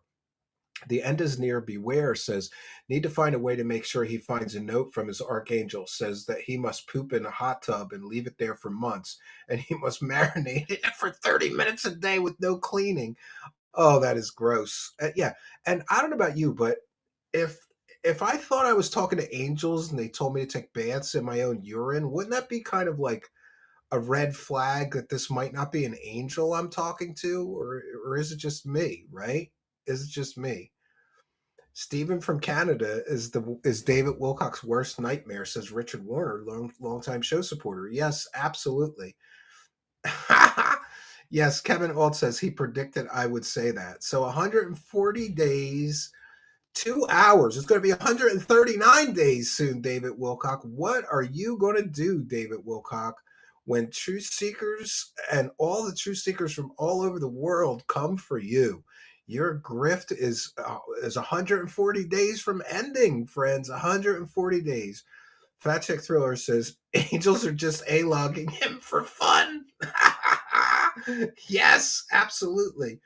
Dave says, I watched your interview with the Mothman investigator. Do you think he believes it? Yes. I think that his name is Lon Strickler, I believe. I think he believes it. And regardless of what I think of all that, he has compiled this whole map of Mothman sightings that I find at least a little bit interesting. Why are so many people seeing, giants with wings flying around? And in some cases, it's major cities. I think there's some in Chicago and stuff. Oh, Gaius Caligula says, I watched that documentary on Bigfoot you did, but I need more, bish. All right, we're going to get to that. We are going to get to that. Fatschick Thriller says, oh no, not the Mothman. I like the Mothman stories, but do I believe there's really an interdimensional demon Mothman running around? Not really, but it makes for some interesting stories, I suppose. So, I don't know. I haven't done this in so long. Change the speed of something. But let's see if we can't get to David Wilcock's stream. And of course, it's filled with ads. Jeez, David Wilcock, come on. 1 second. I gotta get through all the ads first before we can get to. All right. And then where is the speed at? Playback speed. Oh no. 0.5. Let me see if that worked. Oh man, it just sounds like he's drunk. It just sounds like he's drunk. Oh, I promised you guys this slop, so we'll do it. We'll do it. We're going to get to the slop.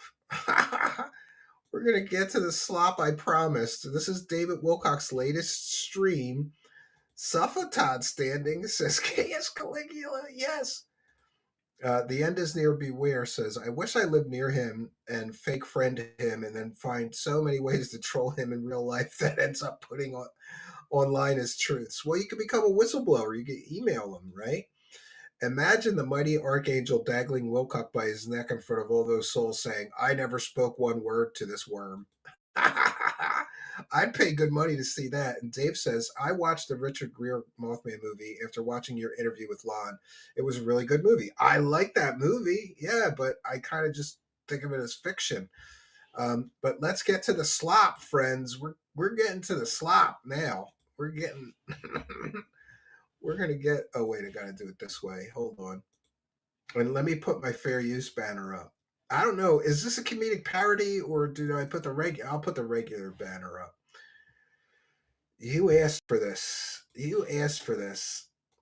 Really weird legal battle that doesn't even make any sense, but is certainly oh no, upsetting. So what the hell? No, half I went speed. with the black. I am better than this.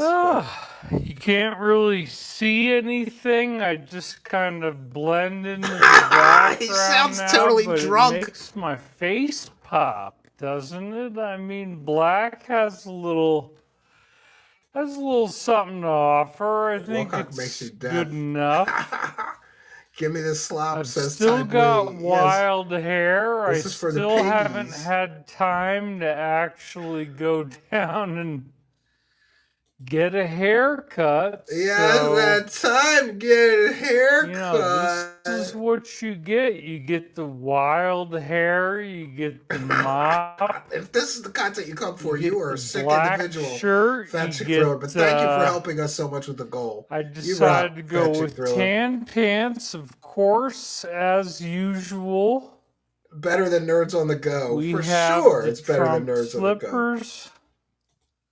He's wearing Trump You know, slippers. which Wild hair. I obtained Heroin is a bitch. somehow Dude ain't got no from hair. being He's pretty bald at on top. his hotel in Washington, D.C.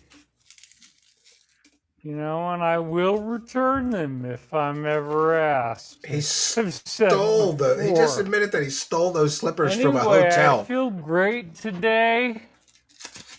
Love your wild hair. Woo! Black, I didn't see that coming, somebody says. I love the Yeah, he's wearing a black black shirt. Wow, what a David's a departure. rock star today. The rock hair star. is good. The Yeah, what's fog left is of it? coming. Just be He's trying to escape his yourself. head right now as we speak. Keep your hair long, let it go even longer. Scott He took the Opper Ralph donated Pill, bitch. $10. Richard Whitney Trump slippers, yes. just blew my mind. What we ought to See do. this? That's $200. This did sound like a better idea on Thank paper. you, Richard. I'm deeply humbled. As usual, thank Patty you for says your it's a wig. I don't know if bravery that's and true. always bring us all the truth and the light. God bless you all in 2025. He did. He suggested people listen to him at half speed to understand him better. Jeannie says, David, we love and appreciate you. Excitable one Oh my God. says, stay This is some positive slop and love here, your man. life. This is definitely slop. Crystal I'm sorry. Swishu says, it makes you look like an angel, David. Keep your hair long. Angels aren't half bald, though. You look like Johnny Cash. David, you look gorgeous. Maybe your shirt is in the dryer. Oh, man. No, this is just, it is clean. I mean, I wanted a clean shirt. Oh, jeez. We got JD44488 donated. You got the Flusha cultist Art slippers. donated. Yes. Beverly Adams donated. Yes, let your hair grow, says Alexia Oaks. No, I haven't. Grow But they do it on the. I've done it dreads, on the Kino show, says but I haven't done it myself. I beloved kind of feel like that's their warrior thing. So sexy today, David. It's better slow, says Kevin IRS Hall. taxes are voluntary for 98% of people, says GovCorp. You can see his Watch. bald spot. Yes. Yeah, you go try to have fun with them and see what they say when It's a you wig. tell them If it's that a wig, you he don't needs a owe refund. any taxes. Let's get some subs. Just see what happens. See what happened to It is freaky. Sean David Morton. That's how he ended up in prison, I guess, was trying to. He sounds like he makes more sense at this speed, though. Because he always sounds like some drunk at a bar telling stupid stories, right? But now he really sounds like some drunk at a bar. I feel good. Yes, this is definitely slop. So we've got a lot of good things going on. He's got stupid here. people for fans. Most of his fan base Hold are old on ladies. 1 second, folks. They're all old ladies. Slow yeah, speed makes it more obvious how crazy David life really is fair. You know, I wouldn't say it's great, but I'd say it's fair. Life is fair. Would say it's And great. at the same time, yes, he did suggest people listen to him at half speed so they could understand him because he thinks he talks too fast. Won't let me leave.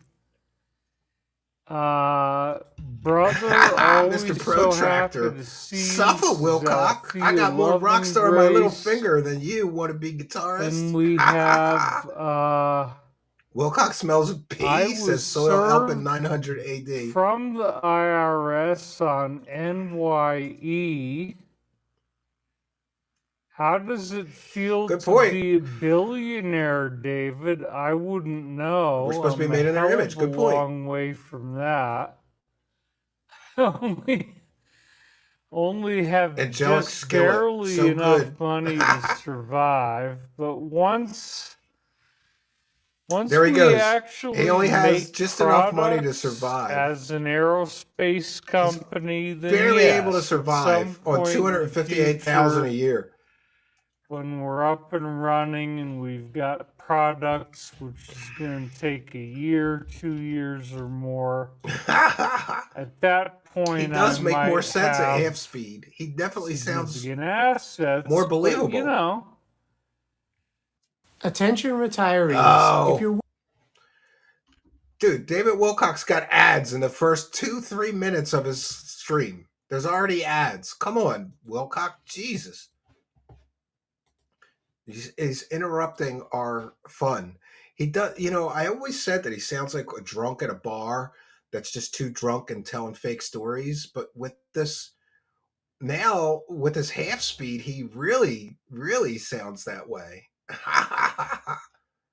Yo, could you imagine Fat Chick Thriller making me go through the whole 6 hours at half speed? It would take 12 hours even if I never stopped it. It would take 12 This hours, is the right? business that we're in. You just happen to have a good profit margin on it, and we've got a product that Got people good profit desperately need. margin. We've got hover cars, and that's going to change the whole fabric of society. This is a so- preview of David's stream on June 1st. Yeah, you're going to notice a couple Yes. of the trolls. Suffer, in the Wilcock. comments You're going to suffer on before June 1st, bitch. Our lovely He does sound wasted. Yeah. team finds them, but His voice still there's faster a than his production of reason jets, bombs, and there's hover a cars. double entendre in the title today, Fog of War.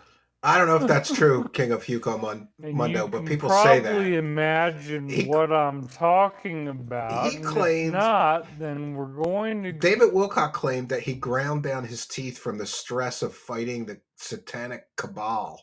That's why his teeth had to be replaced with fake teeth. go through it again. In the meantime, I hope you're enjoying the black shirt on the blue background. It The views kinda go up. No, they can't. This makes is just. this Oh, look at that.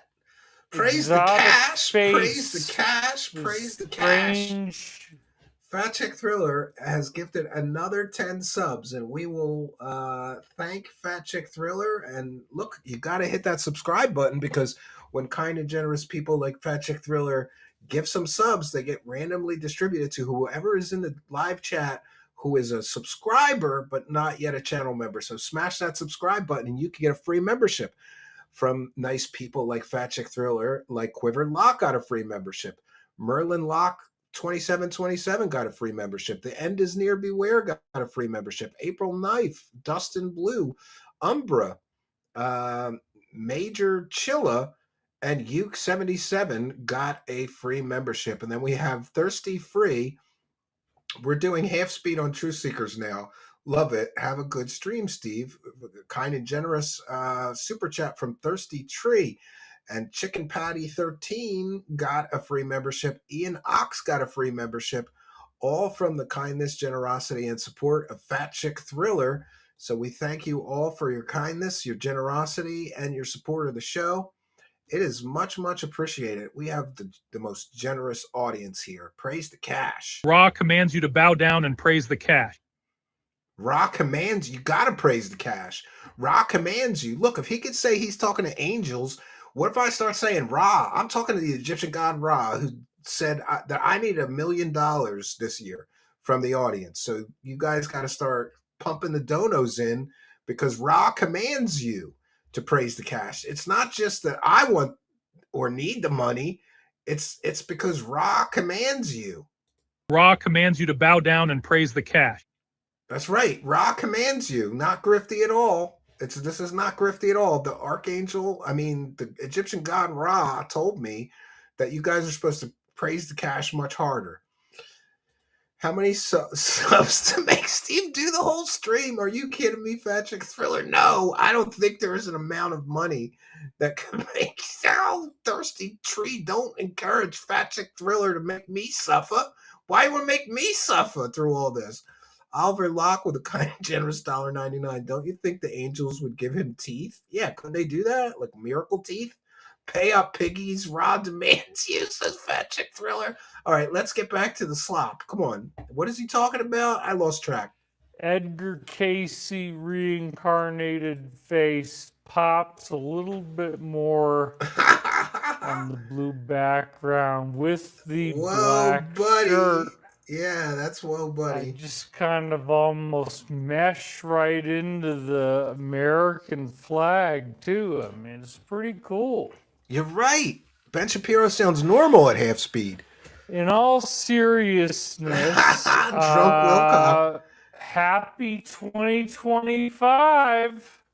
Oh, God, he sounds like a drunk at a bar now, doesn't he? He sounds like a We gay are drunk at a bar. in the prophetic year of 2025. I'll do it, and I'll watch all 12 hours. No, We stuck the no, landing, I've had a very long folks, day. somehow, You and Kino. despite Talon. all of the Yeah.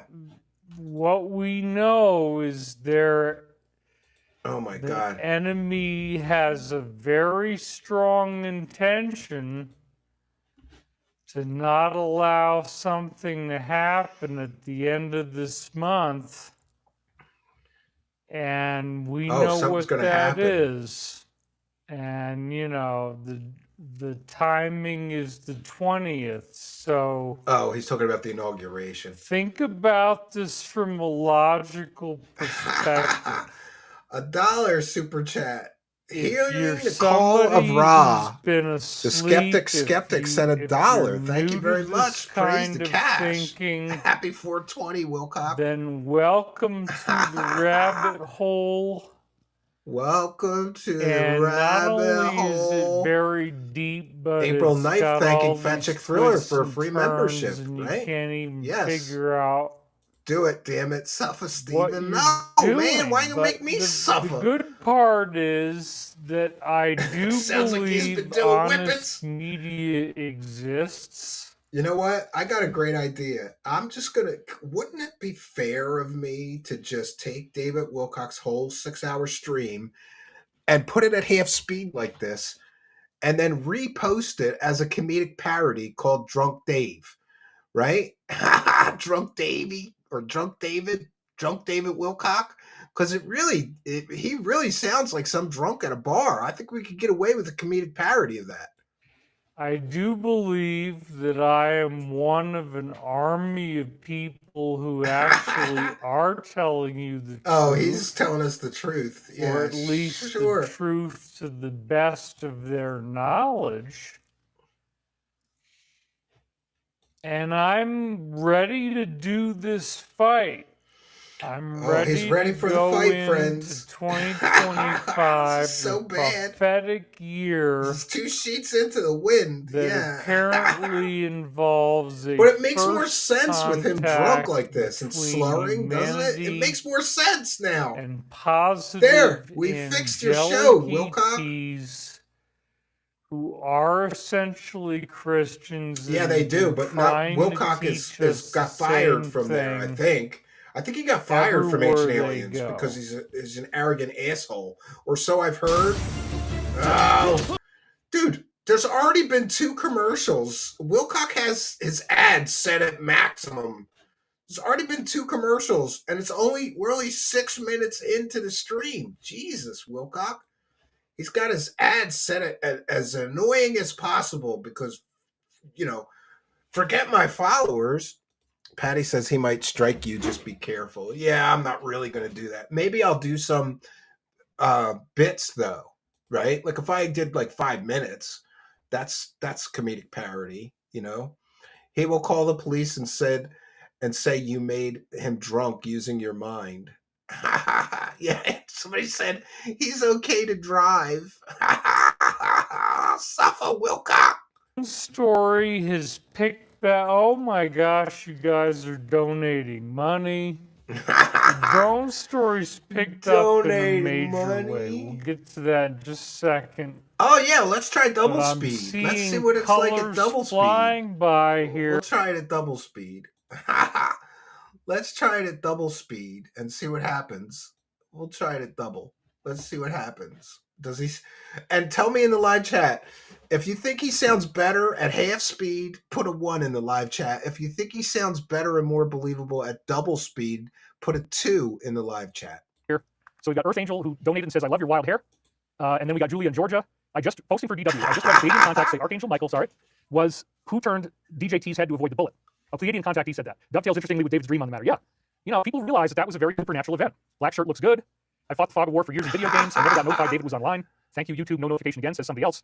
Well, what can I say? We're here now. If you made it this far, then welcome into the club and welcome down the really windy. I agree, Lillian. Earth Angel loves your wild hair. Struck Christina me, Fan but donated. there's And, you guys already asking me all the questions. copyright Here, Free troll. Queen C963. That's funny. You're my favorite person to spend Sunday evenings with. All right, we're supposed to do it at half speed, so I'll put it back. It's funnier to me at half speed, even though it's going to take us forever to get through this. Wow. David. We're going to do And 15 minutes of his show Valkyrie like this. says issues with commenting on my end. Wonder if it goes through. David, your hair rocks, says Timothy told. None of your friends know you're Timothy thrilling them. Hoy. We try hard to please you in all the Well, holes. the ends start to split Oh, I don't know what that's after a about. while, so you do have to trim it back periodically. Yes, I will do the But Q&A yeah, let's after this slop. review. I'll do the Q&A I don't after the wanna, slop. You know, I don't want to just be Gemma in says, "Do it, here with the commenters. Don't play with us. I You want got to you it. to Yeah. know that you're getting what you came for. So let's really hit some crazy stuff right off the bat, okay? The You know, that's drone interesting. story has picked back up in I think I could stop the other stream locations and just continue to stream on Kick. That might be a good idea to get our Kick numbers going, to like end the show and you know, like do an extra half hour or hour just on Kick. It was a good idea, actually. I didn't think of that. I'm going to need a med bed to recover my brain cells after watching this. What kind of Corvette do you think Steve has? I don't have it any longer, but I had a 1984 C4 Corvette, all original. Even the radio was original, and I used to have to make mixtapes when I would drive it, but I sold it several months ago, and I don't regret that decision one bit. I'm going to be getting a four-wheel drive truck, which will be much better for the cabin. The Corvette wasn't helping me with cabin stuff and building cabins, so Jackson Left Eye.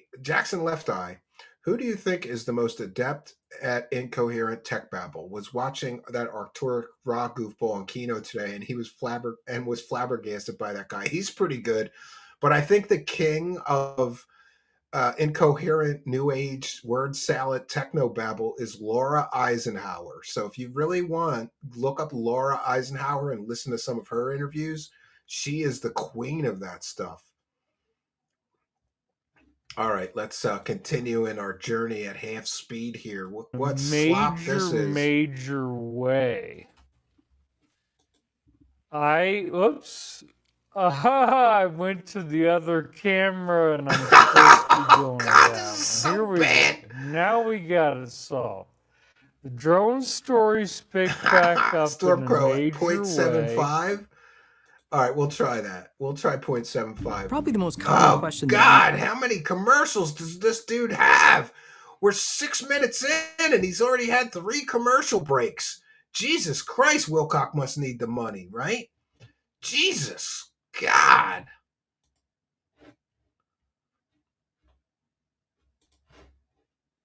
That's just disrespectful to your audience if you have your ads set that high. People complain about mine, but I have them set it balanced, you know?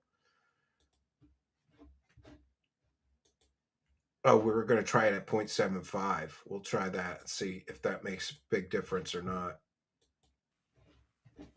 I thought, based on our last show, Here he just sounds a little it's drunk. kind of over. I mean, a week's gone by. Nobody's really seeing him anymore. The Alliance stopped posting on it. And that's where we were. I'm going to do that, actually. Up until the last show. Yeah, as you know, I like it at half speed the best because he just sounds drunker and stupider. So we're going to keep it at half speed. But Fat Chick Thriller, I've decided actually that I'm going to do an uncensored show on Kick. But because I do so much in this kind of genre already that I don't really want to do a Truth Seekers uncensored show. I'd rather do a Stephen Cambion uncensored show. And I have in mind just playing some of the cringest, weirdest, funniest videos from all over the internet. But we'll do a segment of Truth Seekers Uncensored on that show. I have to give them my bank account information. I don't want to work too hard over there until people can actually give subs and stuff. So I'm going to get that bank information put in, and in the next couple of weeks, we're going to do that. But thank you for the suggestion. A lot of people are telling me to do an uncensored show on Kick, and I am kind of, I definitely want to do that. But we tried a few uncensored shows before on Rumble, and they weren't very well attended, but I think our audience has picked up. We're going to give it a try. No, if you watched my last show, it was completely heartbreaking Slop for City, me. for I'm sure. so sorry. It ended Pausing the slop is just with prolonging the my suffering, says screen Magic Thriller. locking up. Yes. The browser I do my streams to get the truth out. Nothing could Yes. click. The whole thing was freaking dead right over Yes. here. Thirsty Tree. Ron demands ad revenue.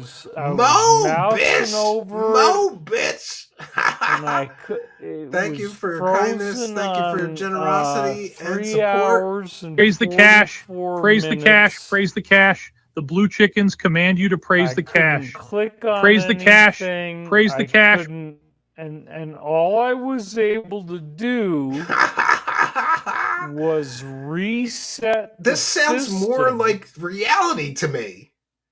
and then log back into the browser again. Sounds like a drunk guy having tech But problems. then I couldn't get the video in. I could only text.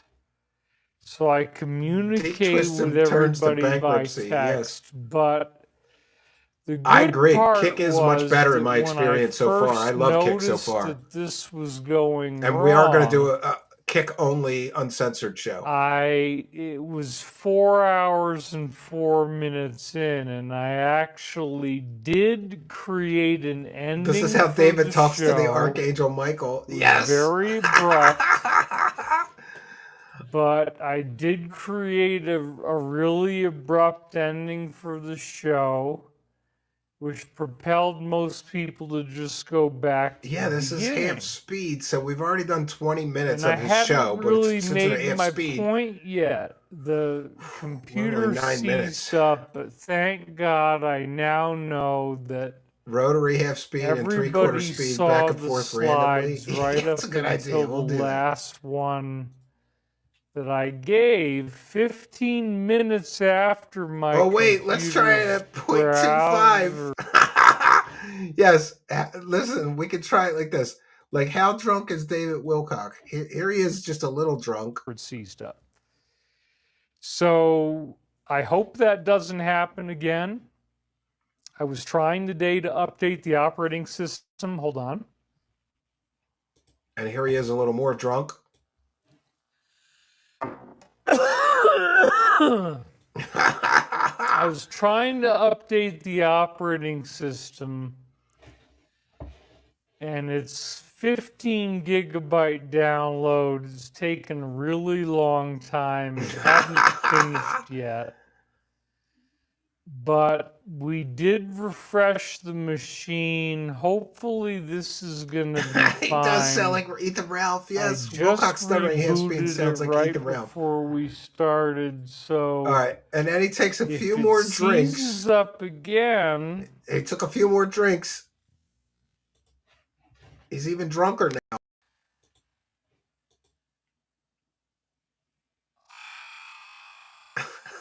I will try to reset the RTMP. He's choking on a cucumber. screen Oh no. keys, which is what you're supposed to do. What the hell is in that glass? And then He's had too much spice. Yes. Yep, ripping off little old Christian ladies. Software will smell it again, and then hopefully I can get back in. Yeah, tech support. Yeah.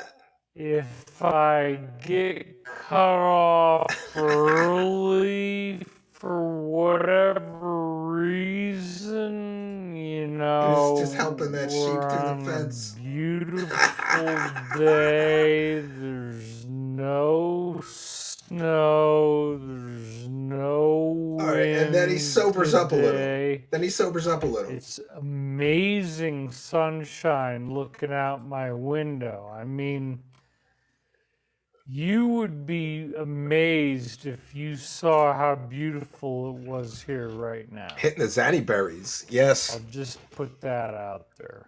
He went through time and space. So anyway, we're on a roll here. This is a very He drinks exciting used cucumber thing wine. because Oh. the drone story popped back up. It's like, oh man, This is did it brutal. pop Suffer, back chat. up. Chat. Yeah, we are so So bad. let's review where we He's already drifting in and out of were. dimensions. He's The going to post drive I'm down. about to read is from what I'm calling the Yo, this is going to be a new Alliance. segment It's on the an Wacky World of Wilcock. international Drunk Wilcock. Drunk cock. organization of people back from the soy dimension. militaries and intelligence communities of many of the Hammered top will countries stop. around Yes, the world. he's talking very slow because he has It's a all dildo been done in him. very secretly. One roll cough. And I would say No one is talking about the it's been drones. Get this man his chaperoned keys. and Yeah, help him to his car. spearheaded by the American military He and does intelligence a rail of apparatus. red And in rock. fact, 2.5. Yes, that's a in good these idea. original Yeah, that's a good idea. communications they made, So then David Wilcock, he gets a few. Let's just say he gets a couple of bumps. Oh, it won't let me do anything better than this. Two. Then he got a bump. in 2017, it was clearly established that we only have 3 agencies in America didn't have alliance personnel put in. And you can guess what they are if you've seen enough episodes of this. They keep bringing it up over and over again. And, you know, you can look in the headlines and see where's all the heat. You know, you got heat with the DOJ, you got heat with friends of busy investigators, and you got heat with the company. All right, there you Oh go. man. That's an Easter egg for you if you can crack that one open. My point is that the world is a lot more Then he dangerous than you let it believe. crashes. You watch television and you know you have the lollipop bump from that Worski. they want you to be. He was telling the chat to avoid the fog. If you have to go in it, make sure to take magic paste. Morsky mode. Let's go. Let's be Only very 11 minutes in. We've got 5 hours and 50 minutes left, Stormcrow. 5 hours and 50 more minutes of this. What I say with that? Did he just laugh at his own joke? Of course. Oh my god, slow-mo stills are brutal. My mother still believes this lunatic, Frank Perro. Oh, I'm so sorry for your mom. Damn, dude. You gotta snap her out of it. Get her to watch Truth Seekers. Oh man, look at this. Drunk Wilcock? Right. Who would have thought it would be this entertaining? It's much more entertaining watching him drunk. So, Dr. Greer, let's get right to it, man. Yeah, he's gonna sober up a little bit. This came from the Alliance. I just gave you a little background. I can't believe how much more sense this makes with him drunk and slurring like this. Now This is you gold. know that they are endorsing this. That he's got 6, or we don't know if it's 6 whistleblowers, 6 but it's locations. whistleblowers about 6 new sites. One good way that you can help Another build goddamn urgency. ad! Jesus! How many ads? It's only 12 minutes in. There's always been like 5 ads already. Jesus, Wilcock, turn your ads down. Dude, he must really not care at all about his audience. Like, let the audience suffer through all the ads I can jam in. I need the YouTube pennies. One of them worked at more than one site. I don't really know.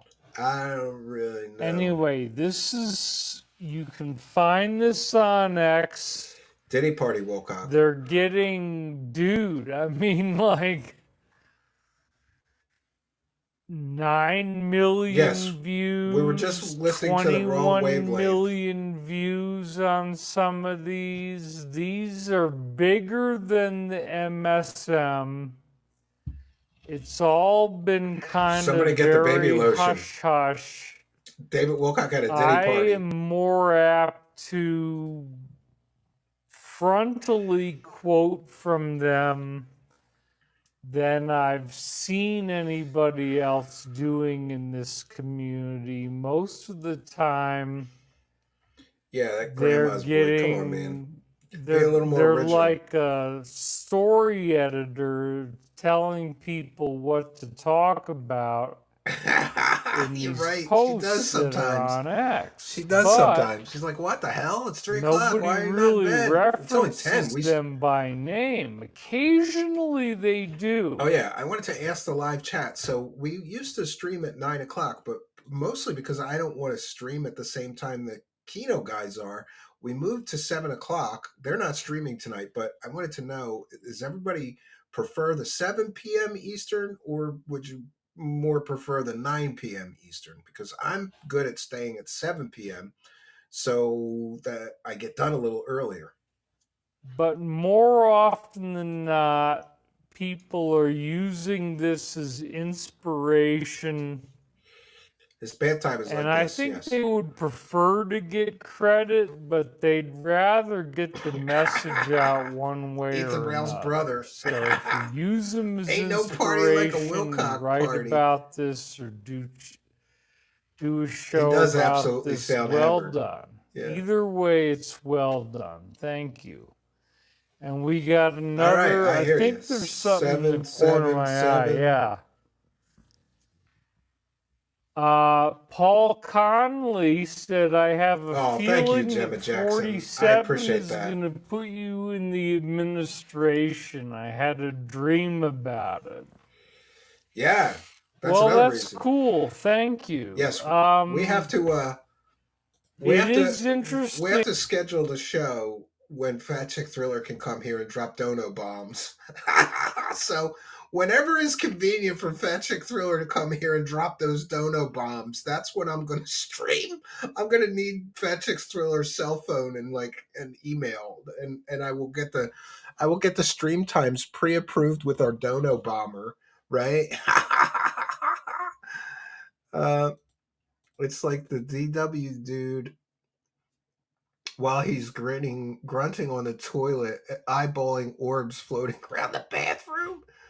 Oh, Thing to see, you know. we're almost up to 15 minutes. I'm only doing up to 15 minutes. This is torturous. With my support of the Alliance, if you've been watching these He supports previous shows, the fake Alliance, they've yes. communicated This is Fat Chick Thriller's show, yes. to us It's and Fat Chick what Thriller's we're show. It's doing Mike with Larry's the show. It's all the Archangel Donos Michael show stuff and now. this Yes. audience, which is now already approaching 4,000 people live That's in the it, first yeah. 13 minutes. Yeah, you know what I'm going to do, Fat Chick Freaking Thriller? amazing. I'm going Thank you, to guys. have a look. Here's what I'll do. I'm going to do it right now. Watch. This is what I'll do.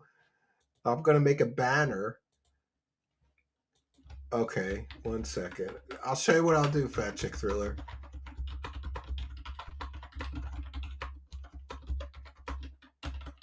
One second. Oh, you know what? I'll play that while I do this. Thanks for showing up. I would have done a show in the middle of the week, but I was all tied up in this stuff. You know, this is a big fat problem. And we're investigating now. We did get, I want to acknowledge that they did get an extension. They The got time an that they were trying to extension make for us my legal perform on- problems, right? Oh no. So we're gonna start the show with a new a new scrolling text banner just for Fat Chick Thriller. It's gonna say this. The stream is about to begin. We are just waiting for Fat Chick Thriller to get here and drop dono bombs. So I'll start the show, but I'm not actually gonna. That's so bad. I'll extort Fat Chick Thriller. Like, look, I'm not starting the show until you drop some dono bombs.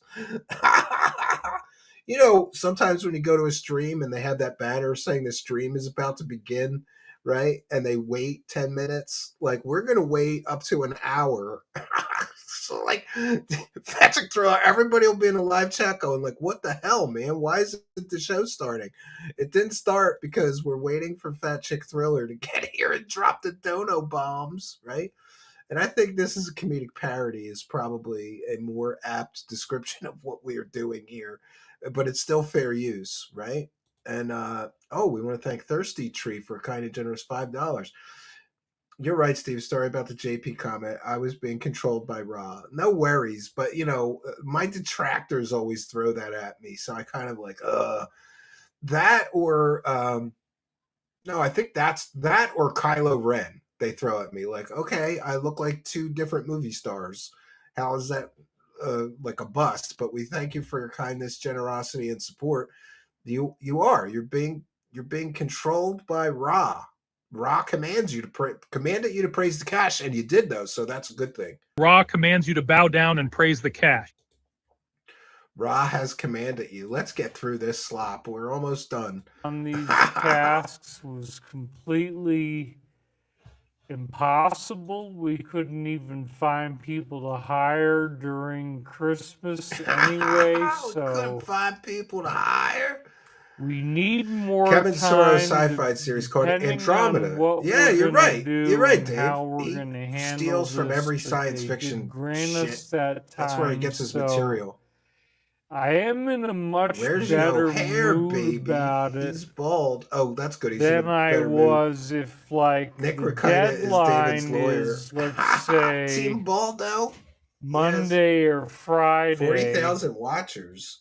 Wow. And How? I could be in contempt of court and very quickly end up getting dragged into court if I just said, no, I don't feel like doing it. No, I don't feel like doing it. Anyway, let's not talk about that too much. Give me some subs, I think bitch. it's all going to be fine. The attorneys are in communication. We're already David. Yeah, we'll play Drunk David until Fat Chick Thriller frees the chat from the drunken ranting of this lunatic. Perspectives, that kind of thing.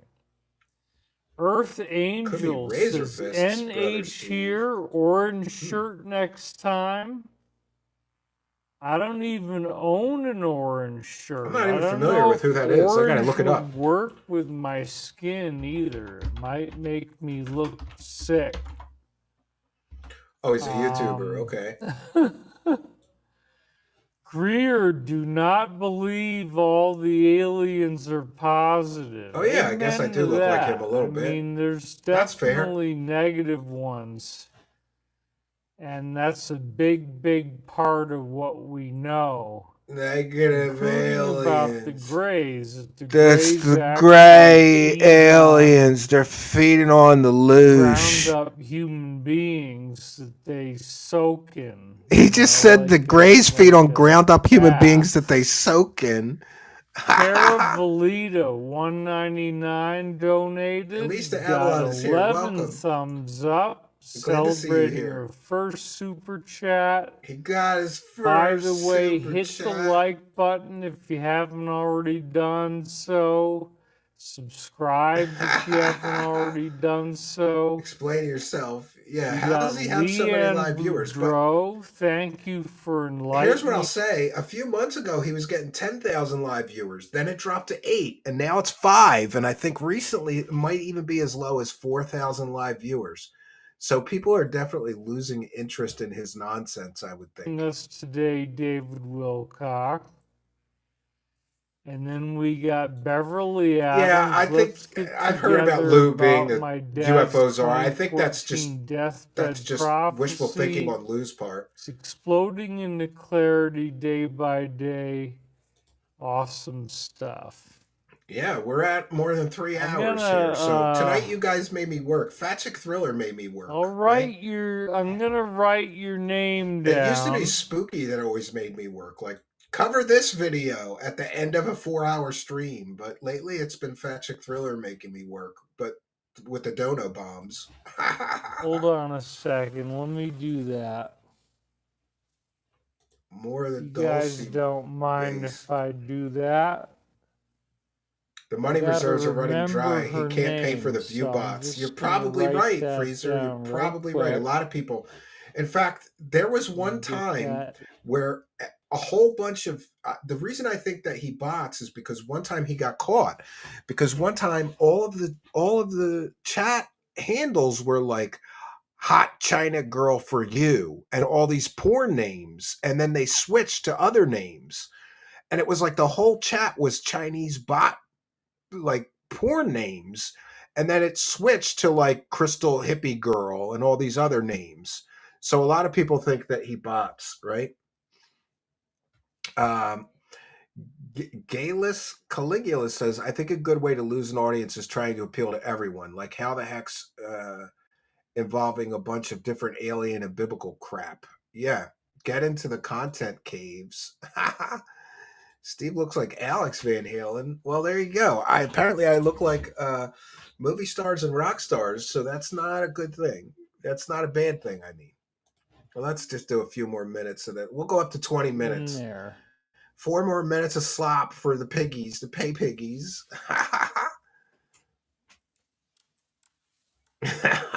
China girl for you sounds like my search history. Okay. What is he doing? Getting another drink? He's mixing a martini? Hey guys, it's Tony Robbins. Look. Jesus, that's like the 10th commercial.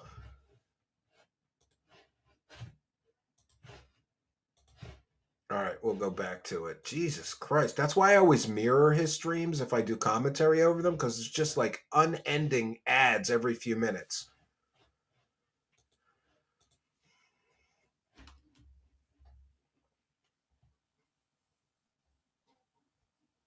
Good enough. That was a very, very ears will lead to exciting Wilcock, prophecy. one of the greatest deceivers of our time. Yeah. And so I do want to acknowledge the value of that, and that we gotta, Gotta acknowledge the dig value. into that some more. It was very, very interesting. Okay. So back to the main camera here. Okay, I got you written down. The slower Beverly, you play it, the we're more good. ads. Yeah, maybe. It was funny because the number was at 30. Oh, I'm sorry. Gaius. All You're of a right. sudden, Remember, I'm half when I blind, came so I saw over the here I as where an I L, could see not it, as an it I. I dropped apologize. down Now I to know. Gaius. 3,100. Third Emperor of And Rome. now it's up to 39. I'm a history buff. I should know that. And that all Well, thank you, happened Gaius in Caligula. like a minute. So, the viewer count is very, very interesting, to put it that way. What is he complaining about? Let's the views? all try to stay Let's go that back. kind of thing. Earth Angel says, NH here, orange shirt next time. Viewer count. Let's get together about my dad's 2014 deathbed prophecy. It's exploding in He's complaining about the number of day by views day. that he's getting. Awesome I think he only had stuff. 4,000 live viewers for this stream, which is way I'm down from gonna, 10 or 15. Maybe he can't afford the bots anymore. I'm gonna write your name down. Money's drying up.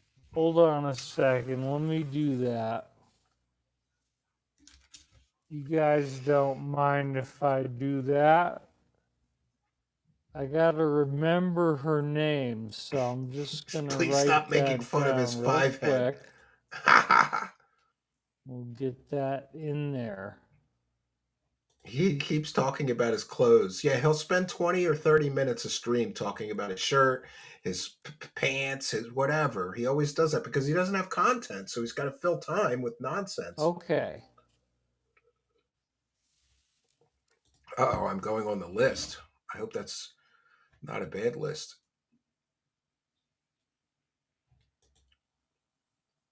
Oh, you're right. You're right. Good enough. I wanted to hear what he was saying about the view count. Very exciting prophecy. And so I do want to acknowledge value of that. Value of that. It's very valuable. Dig into that some more. It was very, very interesting. Okay. So back to the main camera here. Okay, I got you written down, Beverly. We're good. It was funny because the number was at 3,800, and then it all of a sudden, when I came over here where I could see it, it dropped down to 3,100. And now it's up to 3,942, and that all happened in no, Mr. minute. Famous celebrity is only getting 3,100 live viewers. Kino beats him in views. Kino gets more than 3,100 live viewers. So David Wilcock, ancient alien star and big celebrity, is getting his ass handed to him with live viewers by Kino Casino. That's got to be some kind of justice. You asshole. He thinks he's so famous. 3,100 live viewers, that's it?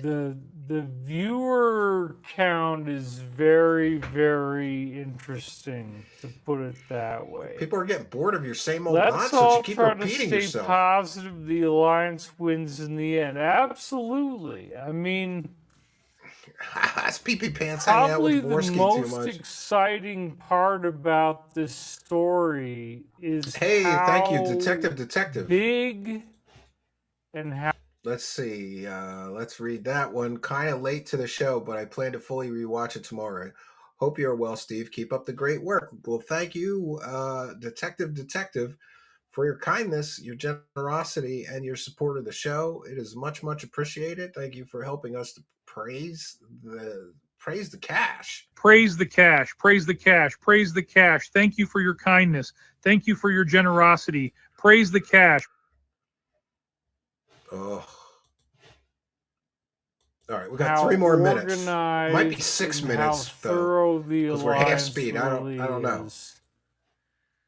And they're doing such a good job that we don't Giorgio even Tsoukalos know is that person's name. Gaius Caligula. what is them and what isn't. They've been doing it covertly. Earth Angel donated and Can says, I push your stool in? do some ETs have no mouths? Well, no.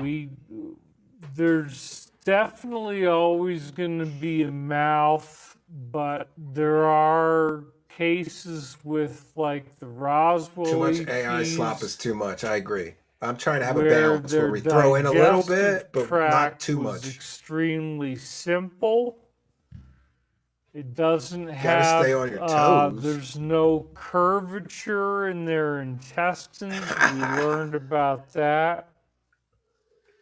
And apparently the reason for this is that they're explaining aliens.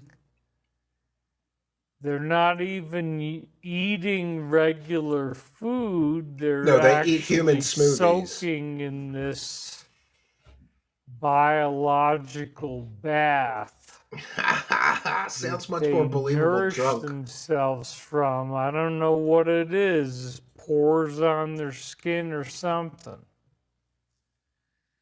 But anyway, there's definitely negative ETs out there, and so some people take umbrage with Dr. Greer on that. But what he's got here is very, very important. This is very important. It's a UFO Q-tard post about researcher Stephen Dr. Greer. Stephen Greer Two has frauds. issued a chilling This is important warning information. claiming The caveman from that a Geico. major, operation is imminent. Yeah, you know what? Actually, Fat Chick Thriller, I used to get shit for having a 2-minute intro. Like, people used to come to my live streams and complain in the comments, and they would say something like, oh my God, 2 minutes of nonsense. Why don't you just start the stream? So I was kind of surprised to see that they have like 30, 15 or 20 minutes or 30 minutes sometimes of just like bumper content before they come on. But I think they do that so that the live chat is fully populated and full up when they actually hit the screen. So I started trying that, and I was surprised nobody complained. I started doing 15 minutes of a cold open. Yeah. So I don't know. Let me know in the live chat. Would you prefer it's just like a 30-second intro or 2-minute intro and then the show starts? I think most people prefer that if they're on time. But sometimes people don't hear that the stream is live until 10 or 20 minutes after it starts. So it might be good to do it that way. I don't know. We just heard him drinking. So Designed to sow chaos and conceal the truth. Greer is a nutter for sure. Whoa. Cabin in the Woods has more truth in it than David Wilcock. Okay. They do it because they're late and they're fat. 2-minute intro, says Gaius. The described Caligula, situation is very dangerous. Yeah, you can. Just search for Stephen Cambion on the channel. You'll find 8 albums. I have 8 albums of my music on the channel. To stage events Intro that Casino. Will distract us And from actually, that's pretty reality. interesting. So let's just pause right there and say, wow, okay. Let's just so pause right there and say, wow. I thought this was off the table because we had a whole week without drone news, but then you got the Cybertruck dude, right? He sounds so much more believable Just drunk, so doesn't happens he sent an email before he got busy with what he had to do. And he probably had no control over himself. This was undoubtedly hypnosis related, at least. So there he is, writing this letter. You're going to see this in the show today. It's so freaking crazy, you guys. If you haven't already seen this, this is going to be a very entertaining episode today because there's so much weird stuff. Oh, I'm clipping that. We're going to go through that just, wow. You know? 19 minutes in, I'm going to clip so, that. if there's a negative force that would like to have him do something like that, it's a very mafia kind of thing to do. You got Elon's vehicle in front of 47's hotel. And even my father, at the end of the conversation, he said, now, son, what the hell is going on with this? I'm sorry that this is such slop. There's these weird things going on in the news, and it involves these very ugly activities. It's a 4-hour stream. People will join when they can. I don't know what the hell to think, but I want to know what you think, David, because you seem to be the expert on this kind of stuff. 20 minutes of drunk David as an intro, yes. Okay, so I said, well, Dad, you know. Oh, thanks, I appreciate that, Astro 13. It's actually this, it's government sponsored. They're All right, responsible. we hit 20 minutes. I can't do any more of this. But isn't it interesting that David Wilcock sounds a lot more believable as a drunk guy? Like he sounds like it like fits more. Like a rambling drunken lunatic fits his content more, right? And thank you, Astral 13. I'm hoping that soon all of my albums will be available on vinyl. I got to talk to Spooky, who's got to do the graphics because they want Adobe Illustrator format, and I don't have access to that. Oh, and look at that! Mike Larry just gifted 20 memberships. What a kind and generous thing! Thank you for your kindness, generosity, and support. Mike Larry, another MVP of Dono Bombing. Thank you for helping us to praise the cash. Praise the cash. Praise the cash. Praise the cash. Thank you for your kindness. Thank you for your generosity. Praise the cash. Praise the cash. Praise the cash. Praise the cash. And God bless the goal. And here's, my friends, why you should definitely hit that subscription button, because so far tonight, I think we're up to 50, 60, 70, 80 free YouTube memberships on Truth Seekers have been gifted by Mike Larry and Fat Chick Thriller. And Mariko Mandera got a free membership. Alexander Sock, Notorious, Steve K got a free membership. Cantor got a free membership. Chacker got a free membership. Sapiens, Charles Rowland, Shogun Stormhammer, Finest Heresy, Maria Finch, Maria Cool Juice, Heiko Sajura, Goblin Hunter 43, Rush S got a free membership. Nature Nurture got a free membership. Imagine Lucian got a free membership. Rim Talk, Lolly Gop got a free membership. Dinosaur got a free membership. Dinosaur got a free membership.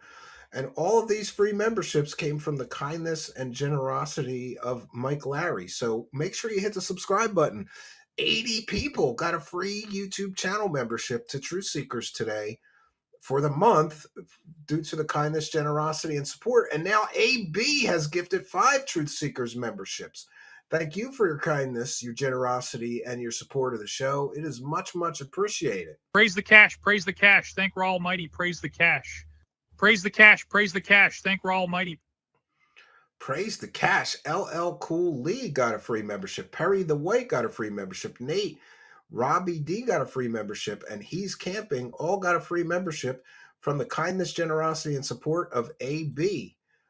Which is incredible. Thank you all for the gifted membership. So smash that subscribe button. 25 memberships for another hour of slow-mo slop. No, man. No way, Fat Chick Thriller. No. Praise the cash, says Kevin Alt, who is the purveyor of trolling David Wilcock's live chat and got him to say, Kevin Alt is the guy here who got him to say, I'm a wackadoo. So my thanks for that, because that is just the best. And I'm sure I'm going to make a song out of David Wilcock saying I'm a wackadoo, because that just, it made my day hearing David Wilcock read the live chat and then be forced to say, I'm a wackadoo, because we're going to make a whole song out of that. And speaking of songs, I have one more thing that I suppose I will share with you guys. The world premiere. I wanted to thank those Kino guys, and a lot of your Kino viewers are in the audience tonight, and have been since my guest appearances there. I'm glad for you guys being here. First, let me read this. John Doe, I got some new wackadoos. Have you heard of Robert Seffer, Masonic Alien Grifter, Can-Am Missing Project Alien Bigfoot Grifter, or Facts by How to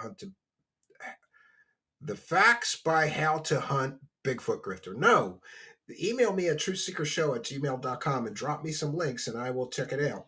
So, friends, I wanted to thank the P and Worski, Andy Worski, for their kindness to me. They really did help jumpstart our channel into, leveling up here. And it's been an incredible ride since, I think it was late November or Mid-November is the first time I was a guest there. And our views have shot through the roof. Our donos have shot through the roof. Our memberships have shot through the roof. The PayPal pledges, everything, the gifted memberships, everything is shot through the roof since those guys had me as a guest and were so kind to me. I haven't gotten any breaks this whole 3 years. I've just been slowly grinding like crazy for 3 years. Those guys really helped. So, speaking of intro music, I wanted to do something for them. So, I'm working on a whole set of intro bumpers, and wanted to see you Kino people are here. So, I want to see what you guys think of this intro music and video intro. I like their bumpers in the beginning, but I think they need more. Let's take a listen.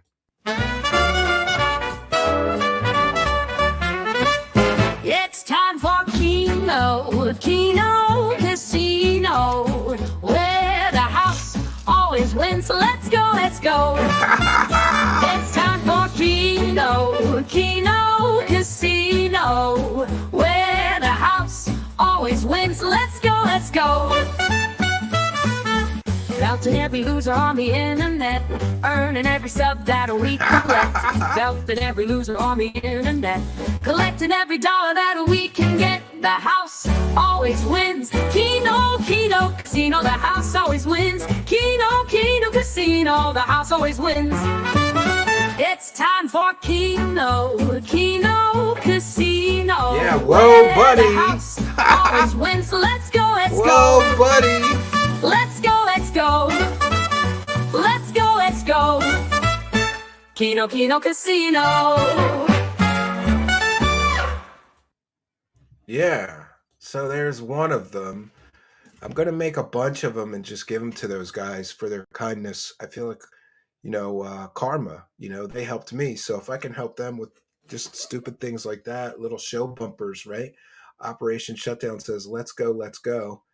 I love that old big band sound. Yeah, and that's not a kind of music that I would generally do for myself, but for their theme, I think it kind of works, right? It's like old school, like old swing or jazz, right? Or lounge music. Let's go, says Chomo Lonzo. It's got scary potential. Should whip my bass out. Mike Larry just with a thumbs up. Yeah. So, my friends, I believe we have done our due diligence and we smashed our goal by hundreds and hundreds. I'm going to start making a high goal. I'm kind of shy. I'm like, let's just make $100 goal for the night. I don't know what our total is, but it's got to be 3 or 4 times past our goal.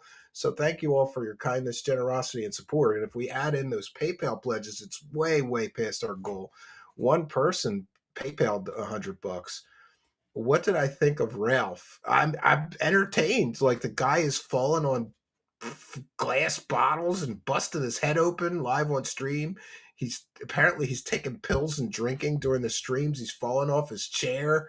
Like it's like when you know what it's like watching Ethan Ralph is like when you're on the highway and and all the traffic slows down and there's an accident up ahead and you don't want to see anybody hurt, but you can't help looking when you go by, right? You can't help it. You kind of have to look, right? Ty Blee celebrates 6 months of membership. FU YouTube. Yeah, you're supposed to get like some notification of that. Imagine Lucian says, let's get some subs. And heeding the call, Freezer just became a YouTube channel member. So thank you, Freezer, for your kindness, generosity, and support. You get your YouTube channel member badge and you get a couple, some extra goodies. So thanks for helping us to praise the cash. Praise the cash, praise the cash, praise the cash. Thank you for your kindness. Thank you for your generosity. Praise the cash, praise the cash. Oh, we're praising the cash tonight. Something fierce. I can't thank you guys enough. I think I'm going to get a stream deck with some of the donos or some other things to help the show better and a soundboard. I'd like to have a soundboard and a stream deck and some other goodies. And that's all become possible thanks to the kindness and generosity and support. And Freezer says, plays the cash. Can we hit it? We already hit our goal. YouTube should let you do a second goal because they only let you do 3 hours for the goal, but sometimes we hit that way early, right? They should let you be greedy and have a second goal, like stretch goal, right? But I think we've done our due diligence. Another successful episode of the Wacky World of Wilcock. Another success at hitting our goal for funding for tonight. Remember, we're a viewer-supported show. So if you like this content, throw a couple bucks in our hat and keep us honest, right? Who's next on True Seekers hit list, Steve? Love you going off on some proper scams grifts. I have a few tomorrow. A lot of people have asked me to cover Stephen Greer. And the truth is, we covered him big for a couple of years ago, but we haven't covered him in a while, and now he's doing some new grifts. So we're going to cover Stephen Greer, Dr. Stephen Greer, next. And he's the next contestant on Bust My Grift. When will you get a haircut? My wife is busting my balls that I have to do that, and I just keep forgetting, honestly. And I like it long. This is a little too long, but I like it long. She doesn't. And I remind my wife that when I met her, I had jet black hair down to my ass. That's how long my hair was when I first met her. And she's like, yeah, but you're a father now and you have to look respectable going to school or what. I don't know. It's not like I have purple hair and nose rings or whatever, right? She doesn't really like it. She likes me a little more clean cut. And, women always get what they want. So you better just do what they want because they'll hound you until you do. You should get out the Stephen Greed mask. Absolutely. Absolutely. Yeah, my wife's lodging you, buddy. Dogging me? Lodging me? I don't know. Yeah. Yeah, you would look great with it shorter and gelled. Everybody's got a preference, I guess. Fat Chick Thriller says never get a haircut. I'm content to let it grow. I was going to get it like evened out and cleaned up a little bit and just let it grow. But I think she might pull the trump card, Fat Chick Thriller, right? And if she says no sex, I'm going to go get a haircut that day because I can't hold out, right? I'm kind of addicted to the vajayjay. So you just got to do what they want. They always win, right? Or cut it a half an inch. Technically, you cut it. Yeah, and in a month, it'll be back, right? Do I have any big box Amigas? Not anymore, Dave. I used to have a Amiga 2000, but I never did very much with it because I got an Amiga 2000 many years after it was new, so like maybe 10 years ago, somebody gave me an Amiga 2000, but I was going to use it, but then I looked into all the expansions for it were like so much money. I just said, forget it. I'll just use my Amiga 1000 or my Amiga 500. I still do have an Amiga 500 and an Amiga 1000, which hopefully I'll never get rid of. I'd love to get an Amiga 4000 Tower. That would be my my dream Amiga computer. But seeing as those are going for $5,000 and $8,000, I don't think that'll ever happen unless I happen across one, right? Well, there's some interesting from a female. Elise Diavalon says, I like it long. Well, every woman has their preference, though, Elise. You know what I find interesting is that once I hooked up with my wife, I no longer had the sort of capability to pick my own clothes or even my own cologne, shampoo, body wash. She was just like, I like this, use this. And I felt like, well, nobody ever like bought me things like shampoo and toiletries before. And if she prefers the scents of those things, I'm just going to do what she says. And same for clothes. I remember she moved in my house and she started going through my closets, throwing out old clothes. And at first I was horrified. I'm like, what are you doing? I love some of those old t-shirts, but whatever. She bought me new t-shirts. Dave says the expansion cards are crazy expensive. My vampire card costs like £400 for my Amiga 600. I keep saying, Dave, that I'm going to upgrade the Amigas that I have, but you know what I have? I have what is it called? Like a cat weasel? I think it's called a weasel or something. I have a device where I can make Amiga floppies and then use them on my Amiga. So both of my Amigas are still just floppy drives. That I don't even have a hard drive. And I keep saying I'm going to upgrade them, get hard drives and maybe that Pi Storm thing for the Amiga 500, but I know that's a rabbit hole that I don't really want to start, because then you don't stop. And next thing, I'll need a Vampire, I'll need a Amiga 500 AGA kit, whatever that thing is, a sound card, MP3 card. You just never. I'll put $1,000 into a computer from 1989. No, thank you. I like them. Every once in a while, when I'm feeling nostalgic, I fire up some old games and things like that. Um, for a time, I thought I was going to buy one of the new, Power PC Amigas, but then I tried one of my friends, and I was so disappointed in it. I was like, "This sucks!" Like, no, I'd rather have a 5-year-old computer on Linux and just make it look Amiga and put Amiga emulators in it, so I could play the old Amiga stuff. But I am looking at AmiKit X. I think I'm going to get I got a bunch of old computers around here. I think I'm going to buy AmiKit X. For those unaware, it turns a modern PC into like a supercharged Amiga. And for those that don't know Amiga, it's Commodore. Growing up, they were my favorite computers. The first computer with multitasking, the first computer with digital sound, the first computer that had multimedia capabilities, all came from the Amiga starting in 1988.